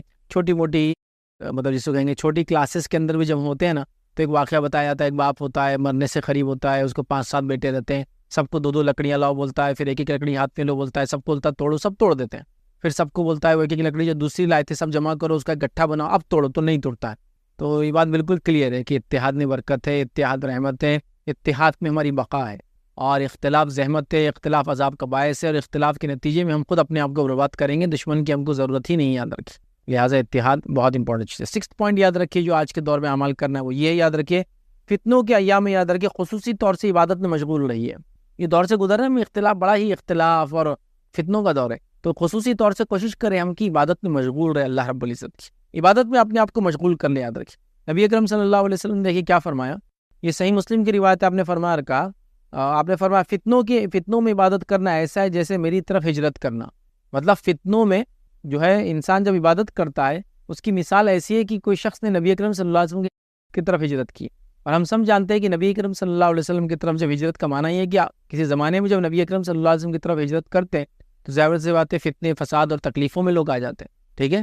تو فتنوں کے وقت میں عبادت کرنا مطلب بڑا عمل ہے، اس لیے کہ ہر کوئی نہیں کر سکتا ہے، تو آپ فرمانا میری طرف ہجرت کرنے کے جیسا، سمجھ رہے آپ؟ تو لہٰذا فتنوں کے دور میں ہم کیا کریں، کوئی عبادت میں دل لگا، یاد رکھیں، اور خاص طور سے عبادت کریں، نماز ہے، روزہ ہے، زکوٰۃ ہے، حج ہے، اس کے علاوہ تمام عبادت نفلی ہے اور فرضی ہے، تمام عبادتوں کے عادت فرائض ہے اور نوافل، یاد رکھیے اس میں خوب اہتمام کرے، چونکہ فتنوں کے دور میں عبادت اللہ رب العزت کو پسند ہے۔ یہ ایک بندے کو اللہ نے آزمائش میں ڈالا، اور اس آزمائش میں بھی اسی رب کو یاد کرتا ہے جس نے آزمائش میں ڈالا، اور ظاہر سے اللہ دیکھتا ہے اس بندے کو اور کہتا ہے کہ یہ تو میرا بندہ ہے، یہ جانتا ہے اس کا ایک رب ہے، اسی نے اس کو آزمائش میں ڈالا ہے، وہی نکال سکتا ہے کیونکہ بندہ اسی سے مانگتا ہے. تو آزمائش بھی اللہ کی طرف سے، اس کو برداشت کرنے کی توفیق بھی اللہ کی طرف سے، اور اس آزمائش کو ہٹانا بھی اللہ کی طرف سے. بس ہمارا کام ہے اس میں صبر کرے اور اللہ سے دعا کرتے رہے کہ اللہ اس کو ہٹا دے. اسی طرح 7 پوائنٹ جو آج کا ہم لیں گے، 7واں کام جو ہم کو کرنا ہے آج کے دور میں، جو عمل کرنا ہے، یاد رکھیے تقوی کو اختیار کرنا ہے. اور تقوی کا تعلق دل سے، یاد رکھیے. تقوی میری داڑھی سے، تقوی میری ٹوپی سے، تقوی میرے نماز کے چٹے سے نہیں سمجھ میں آ سکتا. تقوی دل کی کیفیت وہ اندر ہوتا ہے کہ جب بندہ اکیلا ہوتا ہے اور اکیلے میں بھی وہ کوئی گناہ نہیں کرتا، یہ سوچ کر کہ اس کا رب اسے دیکھا. اور تقوی کیا ہے؟ تقوی یہ ہے کہ اللہ رب العزت کے عذاب سے ڈر کی وجہ سے اور نبی اکرم صلی اللہ علیہ وسلم کی نافرمانی سے بچنے کے لیے ایک انسان سیدھی راہ پر چلے، صحیح کام کو کرے. یہ تقوی ہے. کیونکہ اللہ مجھے پکڑ نہ لے اس لیے میں نیک کام کرتا ہوں، یہ تقوی ہے. کہ نبی اکرم صلی اللہ علیہ وسلم کی نافرمانی نہ ہو جائے مجھ سے. میں کیا کروں گا اگر ایسا میں کر کے چلا جاؤں گا تو روز قیامت کیا انجام ہوں گا. تو بہرحال وہ جو ہے جب یہ سوچتا ہے تو تقوی اختیار کرتا ہے. اور تقوی دل کی کیفیت یاد رکھیے. اللہ رب العزت نے قرآن میں دیکھی کیا فرمایا اس کے تعلق سے. اللہ فرماتا اور کہتا ہے تقوی کے تعلق سے، یاد رکھیے اللہ نے فرمایا یا ایھا الذین آمنوا ان تتقوا اللہ یجعل لکم فرقانا ویکفر عنکم سیئاتکم ویغفر لکم واللہ ذو الفضل العظیم. اللہ فرماتا اور کہتا ہے، سنیے اس کا ترجمہ، اے ایمان والو اگر اللہ تعالیٰ سے ڈرتے رہو گے تو وہ تمہیں ایک بصیرت اور حق اور باطل کا فرق عطا کرے گا. اے لوگو جو ایمان لائے ہو، کیا فرمایا یا ایھا الذین آمنوا ان تتقوا اللہ، اگر تم اللہ سے ڈرو گے تو اللہ تعالیٰ تم کو کیا کریں گے، یجعل لکم فرقانا، تمہیں فرق عطا کرنے والی چیز عطا فرمائیں گے. اور وہ کیا ہوں گی؟ فرق عطا کرنے والی چیز عطا فرمائیں گے. مطلب حق اور باطل میں ڈفرینشیٹ کرنے کی صلاحیت انسان کو ملتی ہے جب وہ ایمان کے بعد تقوی اختیار کرتا ہے. حق اور باطل میں اللہ فرماتا اور کہتا ہے یجعل لکم فرقانا، وہ تم کو ایک فرق کرنے والی چیز عطا کر دیں گا. پھر فرق کیا فرمایا، وَيُكَفِّرْ عَنْكُمْ سَيِّئَاتِكُمْ، اور تم سے تمہارے گناہوں کو معاف کر دیں گا. پھر فرمایا وَيَغْفِرْ لَكُمْ، اور تمہاری مغفرت کر دیں گا. پھر فرمایا وَاللَّهُ ذُو الْفَضْلِ الْعَظِيمِ، اللہ بڑے فضل کا مالک. تو یہاں اس آیت میں بتایا گیا کہ اگر ایمان کے بعد تقوی اختیار کرتے ہیں تو اللہ رب العزت ہم کو فرقان عطا کرتا ہے، فرق کرنے کی تمیز عطا کرتا ہے. اور آج یہ چیز کھو چکی ہے، ہم حرام اور حلال کا فرق بھول چکے ہیں، محرم اور غیر محرم کا فرق بھول چکے ہیں. اسی طرح سود اور حلال چیزوں کا فرق، تجارت کا فرق بھول چکے ہیں. اسی طرح سنت اور بدعت کا فرق بھول چکے ہیں. اسی طرح توحید اور شرک سب کو ایک جیسا سمجھ رہے ہیں ہم لوگ. تو یہ فرقان جو ڈفرینشیٹ کرنے والی چیز ہے، جو کسوٹی ہے، جو کرائٹیرین ہے، وہ تب ملیں گا جب ایمان لانے کے بعد ہم تقوی اختیار کریں گے تو اللہ ہم کو فرقان عطا کریں گا. اور فرقان عطا کرنے کے نتیجے میں کیا ہوگا معلوم آپ کو، اللہ رب العزت ہم کو سمجھ دے دیں گا قرآن، مطلب اچھائی برائی کی، اور اس کے بعد ہمارے گناہوں کو معاف کریں گے، ہماری مغفرت کریں گے. اللہ بڑے فضل کا مالک ہے، اللہ کے لیے تمام چیزیں آسان ہیں. تو میں سمجھ رہا ہوں تقوی اختیار کرنا کتنا امپورٹنٹ ہے، اس بات سے واضح ہو رہا ہے. یاد رکھو ہمیں تقوی اختیار کرنا چاہیے اللہ رب العزت کا. یاد رکھیے ہر حال میں، یاد رکھیے ہر حال میں، چاہے میں لوگوں کے سامنے ہوں، چاہے میں اکیلے میں ہوں، چاہے مجھے کوئی دیکھ رہا ہے، چاہے مجھے کوئی دیکھ نہیں رہا ہے، میں اپنے ہر بار ایسے رہوں. جیسے مثال کے طور پہ ایک آدمی جا کے کسی ہال میں بیٹھا ہے تو وہ کیسا بیٹھتا ہے جب CCTV کیمرہ لگا ہوتا ہے، اور کیسا بیٹھتا ہے جب وہ نہیں ہوتا ہے. لیکن اگر آپ کو یہ بتاؤ کہ CCTV کیمرہ ہمیشہ لگا ہے تو آپ صحیح کام کرتے ہیں نا، غلطیوں سے بچتے ہیں. اسی طرح یاد رکھیے اللہ رب العزت CCTV تو ایک بڑی ہیچ مثال ہے. اللہ رب العزت ہر چیز سے باخبر ہے، خیالات ہمارے ذہن میں کیا ہوتا ہے اس سے باخبر ہے. تو بہرحال ہمیں چاہیے کہ ہم اللہ کا تقوی اختیار کریں، اس کے بڑے فائدے ہیں. اسی طرح جو ہے 8th پوائنٹ یا 8واں کام جو ہم کو کرنا ہے آج کے دور میں، جو فتنوں کا دور ہے، یہ دور جس سے ہم گزر رہے ہیں، یاد رکھیے وہ کام ہے، یاد رکھیے کثرت سے توبہ اور استغفار کرنا ہے. کثرت سے توبہ اور استغفار کرنا، بہت زیادہ توبہ اور استغفار کرنا ہے. چونکہ جب انسان توبہ اور استغفار کرتا ہے اللہ رب العزت ایسی قوم کو عذاب نہیں دیتا.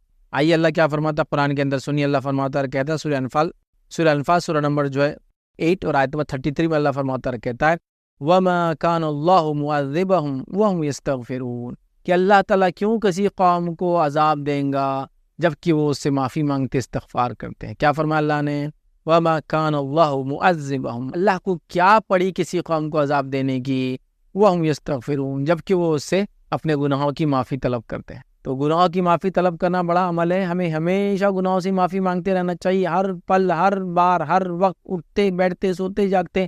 نبی اکرم صلی اللہ علیہ وسلم گناہ نہیں کرتے تھے، معصوم تھے، خطاؤں سے، گناہوں سے پاک تھے. آپ یاد رکھیں اس کے باوجود بھی آپ 70 to 100 ٹائمس روایت میں آتا ہے توبہ اور استغفار کرتے ہیں. تو یہ ہم کو ٹریننگ تھی ایکچولی کہ امت کیا کرے. ہم تو کتنے گناہ کر رہے دن اور رات. نبی اکرم صلی اللہ علیہ وسلم معصوم عن الخطا ہونے کے باوجود بھی معافی مانگ رہے ہیں. تو ہمیں گناہ ہوتے ہی معاف کر دینا. اور جب اللہ کیا فرما رہا ہے، اللہ کو کیا پڑی کسی قوم کو عذاب دینے کی جبکہ وہ استغفار کرتے ہیں. کثرت سے استغفار کرنے والے بن جائے استغفار کے ان گنت فائدے یاد رکھیے. میں جو ٹاپک آپ کے سامنے رکھ رہا ہوں یاد رکھیے 8 پوائنٹ ہے اور آگے اور 2 بھی ہے. یہ ہر پوائنٹ پہ میرا ایک کمپلیٹ لیکچر ہے. تقویٰ آپ اس سے پورا کمپلیٹ لیکچر ہے میرا. صبر اس پہ کمپلیٹ لیکچر ہے. ٹھیک ہے. توبہ استغفار اس پہ کمپلیٹ لیکچر ہے. آپ کوئی بھی پوائنٹ اٹھا لیجیے اس کے اندر سے. علم اس پہ کمپلیٹ لیکچر ہے. علم کی اہمیت تو ہر پوائنٹ پہ یاد رکھیے میرا ایک کمپلیٹ مکمل لیکچر ہے. ٹھیک ہے. تو آپ ان کو تلاش کیجیے. جیسے پناہ مانگنے والی دعائیں ساری ملیں گے آپ کو. پورے جتنے پوائنٹس ہیں اس پہ لیکچر سے.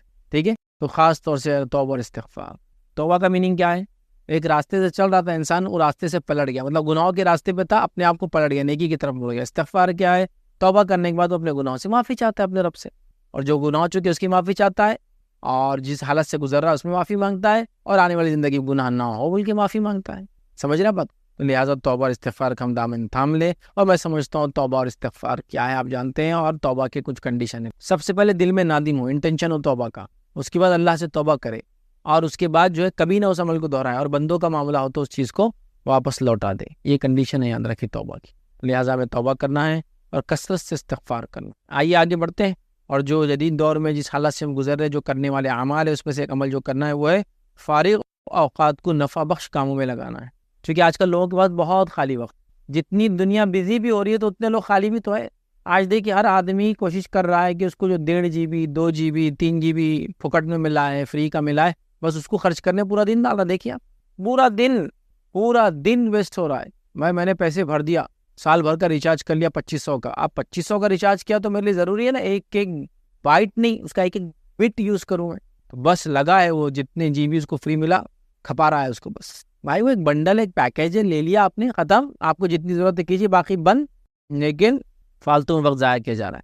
کچھ لوگوں کی مصروفیت کا یہ عالم یاد رکھے کہ ان کے ذرہ برابر بھی ٹائم نہیں ہے, اور کچھ لوگوں کے خالی وقت کا یہ عالم یاد رکھے کہ ان کا اتنا وقت ہے کہ وہ اپنے وقت کو کہاں ضائع کرے اس پہ پریشانی. معلوم ہاؤ ٹو ویسٹ ٹائم, اس کے لیے تیاریاں چل رہی کہ وقت کو برباد کیسے کرے یاد رکھے.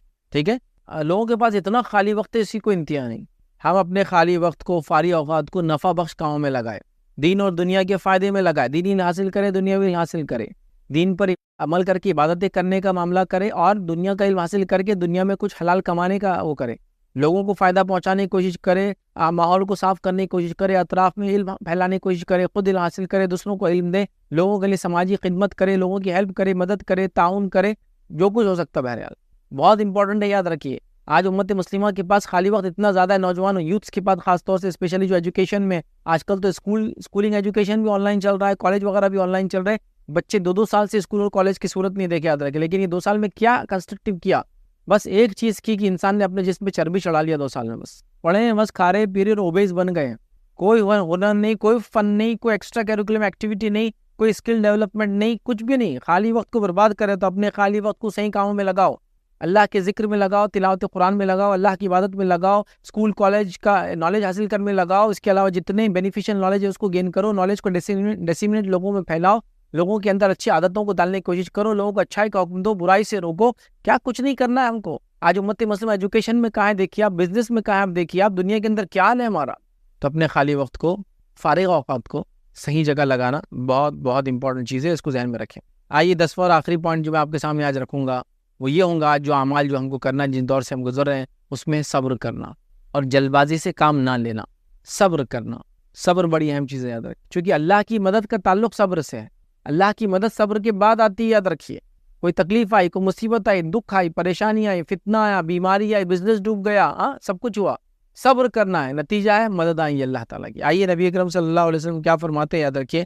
حدیث کے الفاظ دیکھیے, اس طرح سے آپ صلی اللہ علیہ وسلم فرمایا اور کہا, اور یقین کر لو مدد صبر کے ساتھ آتی ہے, اور یقین کر لو اللہ کی مدد صبر کے ساتھ آتی ہے. اور پھر فرمائے, اور پریشانی کی بات خوشحالی یقینی ہے, مطلب پریشانی کے بعد اچھا وقت اللہ تعالیٰ لاتا ہے, اور ہر تنگی آسانی اور آسودگی کو لاتی ہے, ہر تنگی اس کے بعد فراوانی کو لاتی ہے. مطلب جب پریشانی میں ہوں گے, تنگی میں ہوں گے, تو اس کا اچھا دور بھی آئے گا. تو یہاں جو بات بیان کی, اور یقین کر لو مدد صبر کے ساتھ آتی ہے, مطلب اللہ تعالیٰ کی طرف سے مدد تبھی ملتی ہے جب بندہ صبر کرتا ہے. یاد رکھیے, بغیر صبر کے اللہ کی مدد نہیں آتی. بات یاد رکھیے, تو ہمیں صبر کرنے والا بننا ہے, اور صبر ایک اللہ رب العزت کی طرف سے عطا کردہ بڑی عظیم نعمت ہے. یاد رکھیے, میں اپنے لیکچر سے بار بار کہتا ہوں, 2 نعمتیں ایسی جس کو مل جائے اللہ کی بڑا جس کو کہیں گے فضل ہے اس بندے پر. پہلا ہے صبر, اور دوسرا ہے شکر. صبر اور شکر بڑے عظیم نعمت ہے.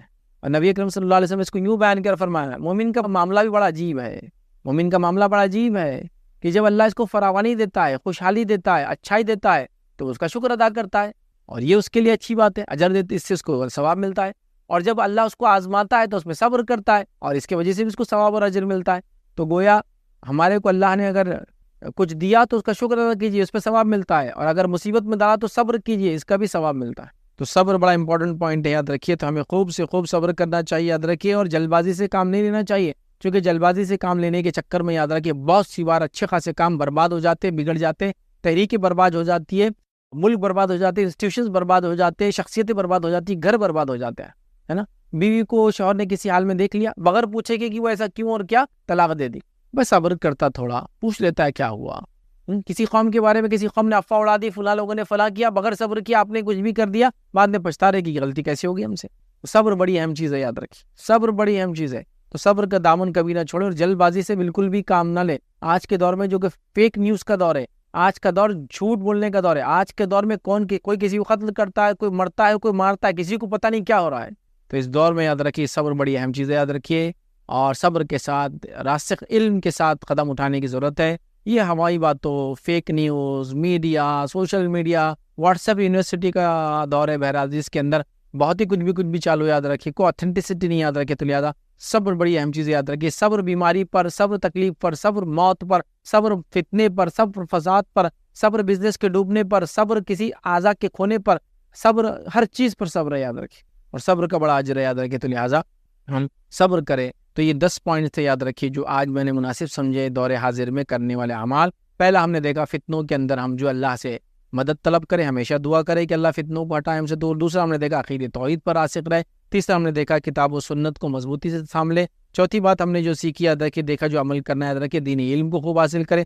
5th پوائنٹ دیکھا ہم نے مسلمانوں کی جماعت سے جڑے رہے اور اختلاف سے بچتے رہے۔ 6th پوائنٹ جو آج ہم نے دیکھا، یاد رکھیے، وہ یہ تھا کہ فتنوں کے ایام میں خصوصی طور پہ عبادت کرے اللہ تعالیٰ کی۔ 7th پوائنٹ ہم نے دیکھا تقوی اختیار کرے۔ 8th پوائنٹ ہم نے دیکھا، یاد رکھیے، کثرت سے توبہ استغفار کرے۔ 9th پوائنٹ دیکھا فارغ وقت کو، ایمٹی ٹائم کو، خالی ٹائم کو، فری ٹائم کو صحیح جگہ استعمال کرے۔ اور 10th پوائنٹ ہم نے صبر دیکھا۔ بہرحال یہ 10 پوائنٹ تو جو میں نے مناسب سمجھے آپ کے سامنے رکھوں۔ اللہ رب العزت سے دعا ہے کہ اللہ سبحانہ تعالیٰ جو کچھ کہا سنا گیا اسے عمل کی توفیق عطا فرمائے۔ اللہ رب العزت ہم مسلمانوں کو اس فتنے فساد کے دور سے آسانی کے ساتھ نکال دے، ہماری دنیا کو بھی خیر کر، ہمارے لیے آخرت بھی خیر کر۔ اسی پہ اپنی بات کو میں ختم کروں گا۔ وآخر دعوانا الحمد للہ رب العالمین۔ سبحان ربک رب العزت عما یصفون وسلام علی المرسلین والحمد للہ رب العالمین۔ مطلب کس حد تک کوئی انسان روزے چھوڑ سکتا ہے؟ مطلب اگر اسے ڈاکٹر نے کہا ہے کہ آپ روزے نہیں رکھ سکتے ہو، کیا وہ اس بات پہ نہیں رہ سکتا ہے روزہ کے مطلب، یا ہمیں اور کچھ بھی اس کے لیے کرنا چاہیے؟ دیکھیے، اگر کوئی انسان رمضان آ رہا ہے، سوال ہے بہن کا کہ روزے رکھنے کا کیا معاملہ ہے، اگر ڈاکٹر ریکمینڈ کرے کہ روزے نہ رکھے کسی وجہ سے تو کیا کرے؟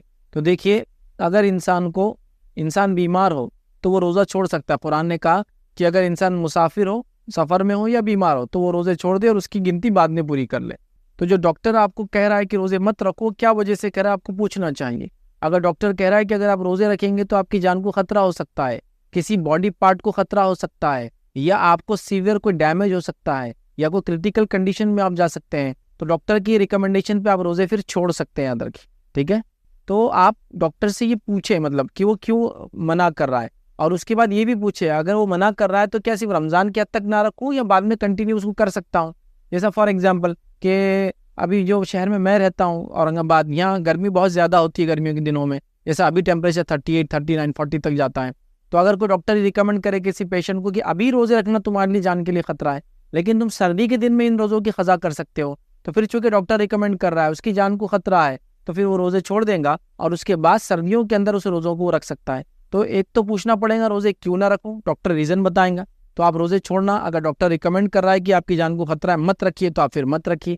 اس کے بعد کیا بعد میں رکھ سکتے ہیں، اس سے یہ بھی پوچھیے، مطلب بعد میں کب رکھ سکتے ہیں، پھر مطلب کون سا موسم، کیسی حالت کے بعد، جیسا کہ 3 مہینے دوا کھا لیجیے پھر رکھ سکتے ہیں، 6 مہینے کے بعد انشاءاللہ رکھ سکتے ہیں، اگلے سال سے پہلے رکھ سکتے ہیں، وہ پوچھ لیجیے۔ تو پھر وہ کر لیجیے کہ آپ قضا کر لیجیے اس کو جو روزے بیماری کی وجہ سے چھوڑتے ہیں، اور اگر ایسی بیماری ہے کہ وہ ختم ہی نہیں ہو رہی ہے بعد رمضان بھی، تو پھر آپ فدیہ دے دیجیے، مطلب چانسز نہیں ہے کہ پھر کبھی صحت ملے۔ جیسا بہت سارے لوگ شوگر کے مریض ہوتے ہیں جس کو خاص طور سے ٹائپ 1 کی شوگر ہوتی ہے، یاد رکھیں، جس میں انسولین وغیرہ بہت ہائی ڈوز ہوتا ہے، کئی انجیکشنز ہوتے ہیں، تو بیچارے نہیں رکھ پاتے ہیں۔ تو آپ ڈاکٹر سے پوچھیں وہ کیوں کہہ رہا ہے، وہ ڈاکٹر آپ کو بتائیں گا۔ اگر واقعی میں آپ کی جان کو خطرہ ہے تو پھر آپ روزے نہ رکھیں، اس کا یا تو قضا کر لیں یا پھر اگر ہمیشہ نہ رکھ پائے تو فدیہ دے دے کر۔ مطلب اگر اب ان کا ہو گیا، جیسے کہ جس پیشنٹ کے بارے میں بات کر رہی ہوں، ایسے تو بہت نارمل ہے، لیکن وہ مطلب بیمار 2005 سے وہ دوائی لے رہے ہیں اور انہیں یہ ہے کہ انہیں مطلب فاقہ نہیں دینا ہے، اور اس وجہ سے انہیں ڈاکٹر نے کہا ہے کہ آپ بالکل روزہ نہ رکھیے جب تک آپ ٹھیک نہیں ہو جاؤ گے، لیکن جو مطلب انہیں پرابلم ہے انہیں لائف ٹائم دوائی کھانی ہے، اس کے لیے انہیں کیا فدیہ دینا ہے؟ ہاں فدیہ دیکھیے، یاد رکھیے اس کو جو ہے، اس کو اس شخص کو جو روزہ نہیں رکھ سکتا ہے وہ ایک مسکین کو کھانا کھلائیں گے، یاد رکھیے۔ اب مسکین کو کھانا کھلانے میں کتنا لگتا ہے کہ انسان کو کھانے کے لیے، وہ آپ دیکھ لیں ایک دن کے حساب سے، اور اس مسکین کو دے دے، یاد رکھیے۔ یا تو ہر روزے کے بدلے اسی دن چکا دے، یا تو پھر ایک ساتھ 30 مسکینوں کو وہ کھانا کھلا دے، یا تو پھر ہر روز کسی ایک مسکین کو، جیسا بھی ہوتا ہے، مطلب ہر روزے کے بدلے ایک مسکین کو کھانا کھلا دے، یہ اس کا فدیہ ہوگا۔ علماء نے فدیے میں کیا دیا جائے، الگ الگ باتیں کہی، میں نے یہاں تک پڑھا کہ کسی نے کہا اتنا اتنا اناج دے دیا جائے، بیسٹ یہ کہ جو کھانا بناتے نا گھر کا، وہ کھانا ہی کھانے کے لیے کسی کو دے دیا جائے ہر روزے کے بدلے ایک انسان کو، انشاءاللہ عزیز وہ کافی ہو جائیں گا۔ اگر ہمیں کوئی یہ غریب نہ ملا تو ہم وہ ایسے بھی دے سکتے ہیں رقم کسی غریب؟ نہیں، غریب کو آپ کھلائیے، غریب نہ ملے تو دوسرے ایریے میں دیجیے، آپ جہاں غریب ہے موجود، آپ کے آس پاس نہیں ہے تو کہیں اور علاقے میں دیجیے انشاءاللہ۔ مطلب اماؤنٹ نہیں ہم دے سکتے ہیں؟ اماؤنٹ پھر وہ کھانا کھائے، مطلب اگر آپ اماؤنٹ دے رہے تو وہ کھانا کھائے، اب اماؤنٹ دیں گے اور وہ کھانا نہیں کھا کے کچھ استعمال کر لے تو اس کے بہتر ہے کہ تو اس کو مسکین کو کھانا کھلانے کا حکم ہے، تو ہمیں وہ کھانا ہی کھلانا چاہیے، یہی بیٹر ہے۔ اماؤنٹ وغیرہ یہ مجبوری کہ اس میں آپ علماء سے فتاوے لے سکتے ہیں کہ ہے ہی نہیں، کیا کریں، وہ ایک الگ شکل ہے، لیکن ابھی تو میں ریکمینڈ کروں گا آپ غریب کو تلاش کریں اور اس کو کھلا دیں۔ شکریہ، جزاک اللہ۔ السلام علیکم۔ وعلیکم السلام۔ کیا عورتیں اعتکاف کر سکتی ہیں گھر میں؟ دیکھیے، عورتوں کے اعتکاف کے تعلق سے جو مسئلہ ہے یاد رکھیے وہ یہ ہے کہ عورتوں کا اعتکاف بھی مردوں کے جیسا مسجد میں ہی ہوگا، یاد رکھیے۔ تو آپ کیا کریں، جس علاقے میں رہتے ہیں مسجد کمیٹی وغیرہ کو بولیں کہ عورتوں کے لیے بھی اعتکاف کا انتظام کیا جائے۔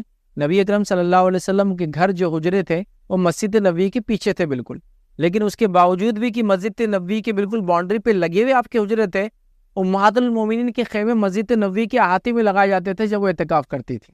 اسی لیے ایک روایت بڑی مشہور ہے نا کہ ایک امہات المومنین میں سے ایک نے، ام المومنین نے خیمہ لگایا، پھر دوسری نے لگایا، پھر تیسری نے لگایا، دیکھا دیکھ تینوں لگا دیا۔ اللہ کے رسول صلی اللہ علیہ وسلم اس عمل سے ناراض ہوئی کہ دیکھا دیکھی کیا، کہا سب کے نکال دو، یہ بار مت کرو، اس لیے کہ تم نے ایک دوسرے کے دیکھا دیکھی میں کیا، حالانکہ گھر پیچھے ہے، باؤنڈری پر ہے، پھر بھی گھر میں نہیں کرتے ہوئے مسجد میں کیا۔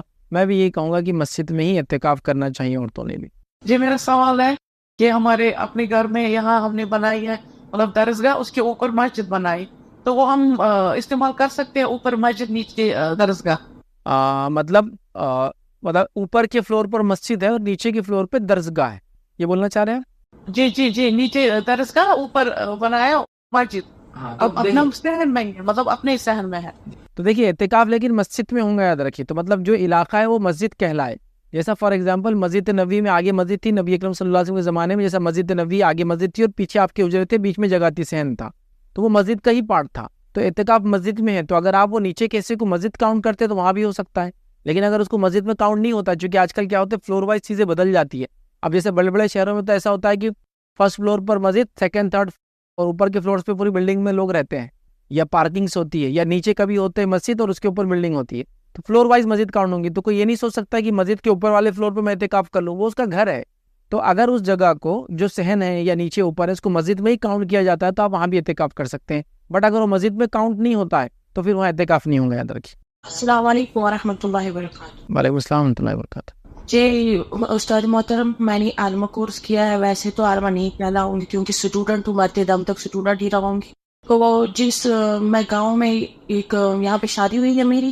تو یہاں پہ نا زیادہ یہ بدعت، شرک و بدعت بہت زیادہ ہے، اور میں دعوت جب دینا چاہتی ہوں تو نہیں دیتے مجھے، مطلب آگے نہیں آنے دیں دیتے، بولتے ہیں کہ یہ اہل حدیث ہے، اس کو پیچھے رکھو، یہ وہابی ہے۔ میرا بہت دل دکھتا ہے، مگر میں یہ کہنا چاہتی ہوں کہ روز محشر میں مجھے اس بات کا بھی سوال تو نہیں کیا جائے گا کہ آپ نے دعوت کو پھیلایا کیوں نہیں، آپ تو ایک منتخب، اللہ تعالیٰ نے مجھے چنا تھا اس کام کے لیے، تو آپ نے یہ کام آگے کیوں نہیں کیا؟ مگر مجھے بہت ایذا پہنچتا ہے، لوگوں سے تانے سننے پڑتے ہیں، آگے پہنچ نہیں پاتی ہوں، قرآن نہیں پڑھا پاتی ہوں باقیوں کو کہ وہ بھاگ جاتے ہیں۔ دیکھیے جو آپ نے سوال کیا ہے کہ آپ جو ہے قرآن و سنت کو ماننے والے ہیں، تو لوگ آپ کو اہل حدیث کہہ کر آپ سے علم حاصل نہیں کر رہے ہیں، آپ دینا چاہتے ہیں تو آپ سے لیتے نہیں ہیں، آپ سے دور بھاگ جاتے ہیں اور آپ کو روکا جا رہا ہے، تو آپ کا سوال یہ بہن کا کہ کیا میں کوشش کر رہی ہوں تو کیا اللہ پوچھیں گا تو نہیں، میری پکڑ تو نہیں ہوگا؟ دیکھیے آپ کی جو کوشش ہے بس میں آپ وہ کرتے رہیے، لوگوں کو جو رویہ اختیار کرنا وہ اختیار کرتے رہیں گے، اللہ تعالیٰ آپ کی کوششوں کو دیکھیں گا، اس کے نتیجے کو نہیں دیکھیں گا، مطلب رزلٹ کو نہیں دیکھیں گا، آپ کی کیا شدت تھی اس کام کے لیے. تو آپ کی تڑپ ہے دل میں کہ میں یہاں کام کروں، آپ جانتے ہیں کہ یہ لوگ غلط کام کریں، آپ چاہتے ہیں کہ ان کے اندر اچھا کام کریں، بٹ وہ لوگ راضی نہیں ہیں. تو بہرحال آپ نے اپنا کام کر دیا، اب آپ مایوس نہ ہو، اور جہاں موقع ملے، جیسے موقع ملے، حکمت کے ساتھ ضروری ہے، چونکہ آپ کے علاقے میں وہ آپ کی بات نہیں مان رہے، مطلب وہ آپ کو کسی ایک طبقے یا فرقے سے کنیکٹ کر رہے ہیں، مطلب وہ سمجھ رہے ہیں کہ آپ ان میں سے نہیں ہیں، آپ اہل حدیث ہیں، آپ فلاں ہیں، آپ سلفی ہیں، ایسے ہیں. تو یہاں بڑے حکمت کے ساتھ آپ کو ان کے اندر پینیٹریٹ ہونا ہوگا اور بہت اچھے اور احسن طریقے سے ان تک بات پہنچانی ہوں گی. لیکن سب کچھ کرنے کے بعد بھی اگر وہ بات کو نہ مانے، جیسے قرآن میں اللہ نے حکم دیا نا، ادعو الی سبیل ربک بالحکمۃ والموعظۃ الحسنہ وجادلہم باللتی احسن، تو ان کو اچھی اچھی باتوں، مطلب اللہ کی راہ کی طرف بلاؤ، ان کو حکمت کے ساتھ اور اچھی نصیحت کے ساتھ، اور اگر ان سے کبھی بحث مباحثہ ہو جائے حق بات بتانے میں تو اچھے انداز سے کرو.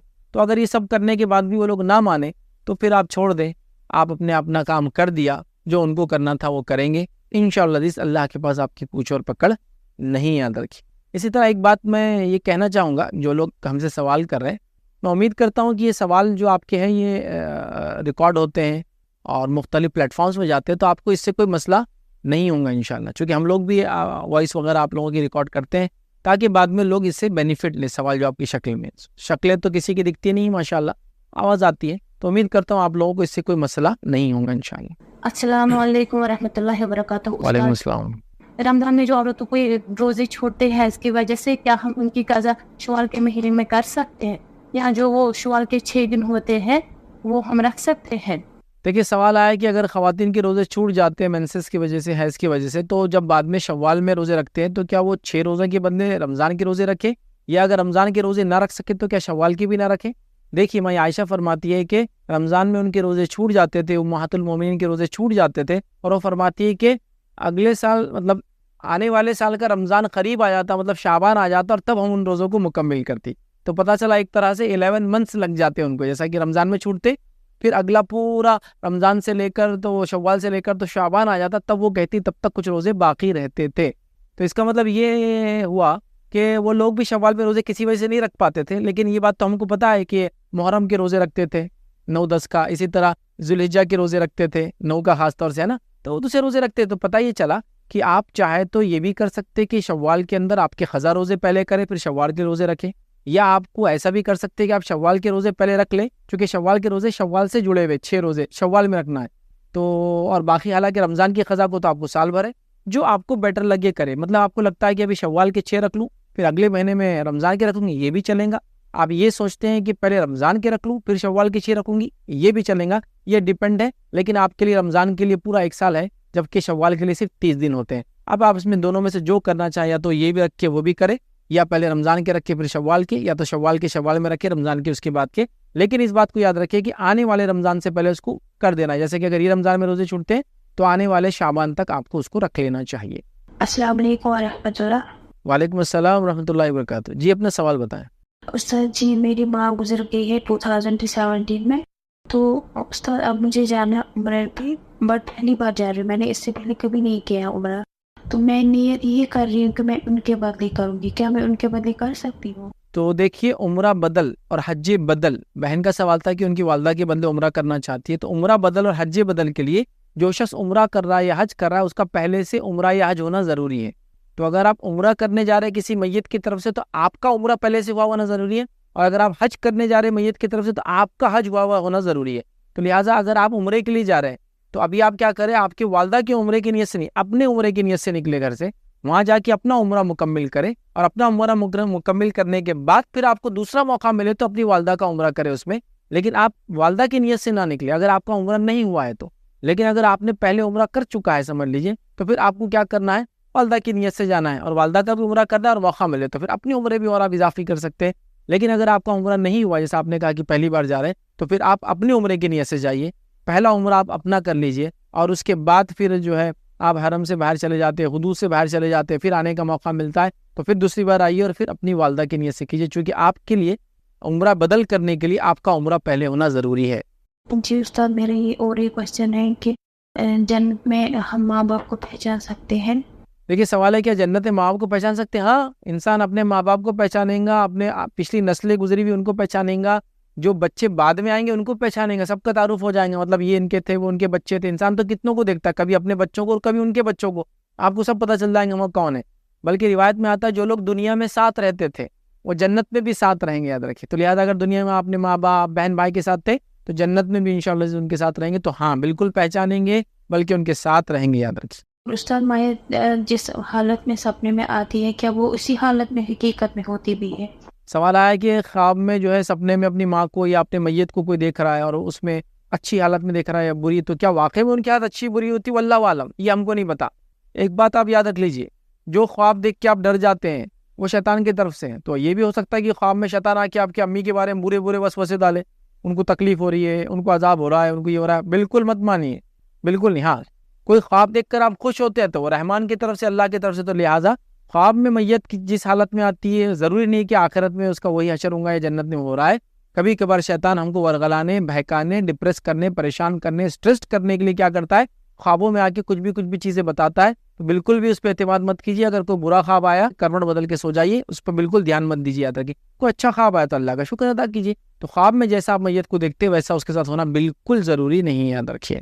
میری ماں جو ہے وہ گزر گئی ہے بیماری کی حالت میں، بٹ مجھے آتی ہے بیماری کی حالت میں، اسی میں ہوتی ہے، پریشان ہوتا ہے یہ زیادہ، مطلب جس حالت میں وہ گزر گئی وہ مجھے اسی حالت میں سپنے میں بھی آتی ہے، اور مجھے بہت زیادہ ڈپریشن ہوا ہے اب۔ جی دیکھیے، میں وہی آپ کو کہہ رہا ہوں، یہ جو آپ کی والدہ کی بیماری کی حالت میں آپ ان کو خواب میں دیکھ رہے ہیں اور اس کے بعد آپ پریشان ہو رہے ہیں، یہ شیطان کی طرف سے۔ میں نے اس لیے کہا شیطان کیا کرتا ہے، خواب کے ذریعے بہت لوگوں کو تکلیف پہنچاتا ہے، اسٹریسفل کر دیتا ہے، ڈپریس کر دیتا ہے، پریشان کرتا ہے، زندگی اجیرن کر دیتا ہے، جی نہیں پاتے لوگ۔ تو آپ بالکل بھی اس کیفیت کو مت دیکھیے، اعوذ باللہ من الشیطان الرجیم پڑھیے، اس کو چھوڑیے، اپنی والدہ کے لیے توبہ کیجیے، استغفار کیجیے۔ مومنوں کا استغفار دوسروں کے لیے قبول ہوتا ہے، ایک دوسرے کے لیے، ان کے لیے توبہ کیجیے، ان کی طرف سے استغفار کیجیے، صدقات وغیرہ دیجیے، خیرات دیجیے، ان کی اچھی باتیں جو ان کے اندر تھی اس کو لوگوں سے بیان کیجیے۔ کوئی اچھا کام کرے گا تو اس کو آگے بڑھائیے۔ یہ سب بہرحال آپ کو ان کے لیے کرنا ہے، لیکن یہ آپ ان کی وہ کیفیت دیکھ کے بالکل ڈپریس نہ ہو، اس کو بالکل شیطان کا وسوسہ سمجھ کے چھوڑ دیں اس کو۔ جزاک اللہ خیر۔ السلام علیکم۔ وعلیکم السلام ورحمۃ اللہ وبرکاتہ۔ جن کمانا جائز ہے کہ نہیں، مطلب موکل کو اپنے ساتھ رکھنا؟ بھائی کا سوال ہے کیا موکل کو جو جن وغیرہ ساتھ ہو رکھنے کا لوگ دعویٰ کرتے ہیں وہ رکھنا جائز ہے؟ نہیں، تو یاد رکھیں کسی بھی جن کو اپنے قبضے میں رکھنا جائز نہیں ہے۔ اور دوسرا، جن انسان کے قبضے میں آتا ہی نہیں ہے، چونکہ جو مخلوق چھپی ہوئی ہے اس کو آپ کنٹرول کیسا کریں گے؟ جیسا میں وہ انسان ہوں، میں دکھتا ہوں، گوشت پوش کا بنا ہوں، جن تو دکھتے بھی نہیں۔ اب جو دکھتا نہیں میں بول رہا ہوں میرے قبضے میں، وہ بولتا ہے آپ کو آپ کے قبضے میں، وہ ہوتا نہیں لیکن آپ کے قبضے میں، وہ دعویٰ کرتا ہے کہ وہ آپ کے قبضے میں، لیکن وہ آپ کو اپنے قبضے میں رکھ کے کام لیتا ہے عام طور سے۔ تو موکل کا رکھنا جائز نہیں ہے، شرن درست نہیں ہے۔ میرا مطلب یہ ہے کہ اگر کسی میں جن غصہ ہوا ہوگا، میرا مطلب یہ ہے کہ وہ اس کو اپنے کنٹرول میں کر سکتا ہے کہ نہیں؟ نہیں، اگر آپ کے اندر بھی کوئی جن ہے تو اس کو آپ کنٹرول میں نہیں کر سکتے۔ مطلب کنٹرول میں کر سکتا ہے کیا؟ آپ یہ کوشچن کرنا چاہ رہے ہیں کہ میں ایسا کروں کیا، یا ایسا ہو سکتا ہے تو میں کروں؟ تو مت کیجیے، اس لیے کہ اللہ نے ان کو آزاد بنایا، ہم کو آزاد بنایا، وہ اپنی زندگی جیے، ہم اپنی زندگی جیئیں گے انشاءاللہ۔ تو اس کو کنٹرول میں مت کیجیے، بس اس کو یہ کہیے کہ آپ کے جسم سے نکل جائے، اگر وہ آپ کی بات سنتا ہے یہی کافی ہے انشاءاللہ۔ السلام علیکم سر۔ وعلیکم السلام ورحمۃ اللہ۔ میرا سوال یہ ہے کہ روزہ فرض ہونے کی کیا شرائط؟ دیکھیے، روزہ فرض ہونے کے لیے کہ انسان جو ہے مسلمان ہو، عاقل ہو، عقل والا ہو، مطلب پاگل وغیرہ نہ ہو، بالغ ہو، یاد رکھیے، تو اس کو روزہ اس کے اوپر فرض ہے۔ پھر چاہے وہ مرد ہو، چاہے عورت ہو، چاہے آزاد ہو، چاہے غلام ہو، سب رکھیں گے روزہ، پھر یاد رکھیے۔ تو لہٰذا بالغ ہو، مسلمان ہو پہلے تو، پھر بالغ ہو، اڈلٹ ہو، مطلب اسلامکلی جب نماز فرض ہوتی تب روزہ بھی فرض ہو جاتا ہے، یاد رکھیے۔ اور اس کے ساتھ ساتھ جو ہے وہ عقل مند بھی ہو، یاد رکھیے، تو بس اس پہ روزہ ہو جاتا ہے۔ پھر باقی سب کنڈیشنل ہے کہ بیمار نہ ہو، مسافر نہ ہو، تو کنڈیشنل، لیکن یہ تین چیزیں اگر ہو جائے تو روزہ انسان انشاءاللہ عزیز رکھ سکتا ہے۔ جزاک اللہ۔ وعلیکم السلام علیکم ورحمۃ اللہ۔ وعلیکم السلام ورحمۃ اللہ وبرکاتہ۔ سر یہ جو آن لائن پیسے کمانا، آن لائن ٹریڈنگ کر کے کسی بھی ایپ سے، سر یہ جائز ہے یا نہیں؟ دیکھیے، آن لائن ٹریڈنگ کر کے ایپ سے پیسے کمانا جائز بھی اور ناجائز بھی، یہ ڈیپینڈ ہے کہ کیا ایپ ہے اور کیا ٹریڈ ہو رہا ہے۔ مطلب جیسا کہ اب کوئی بول رہا ہے کہ میں جوئے کا ایک ایپ ہے اس کو پروموٹ کر رہا ہوں تو مجھے اس میں کوپن ملتا ہے، اس میں انسینٹیو ملتا ہے، اس کے پیسے ملتے ہیں، اس میں ارننگ ہوتی ہے، تو جائز نہیں ہے، سمجھے آپ؟ تو ایپ بھی جائز ہو اور جو پروڈکٹ سیل کیا جا رہا ہے وہ بھی جائز ہو، تو پھر آپ کی انکم جائز ہے۔ جیسا کہ میں نے کوئی مارکیٹ کھول رکھا ہے اور ایپ کے تھرو میں پروڈکٹس بیچتا ہوں، تو پروڈکٹس بیچنا جائز ہوا۔ لیکن ایپ کے تھرو پروڈکٹ بیچتا ہوں لیکن حرام پروڈکٹ بیچتا ہوں, تو ایپ جائز ہوا, پروڈکٹ حرام ہوا. تو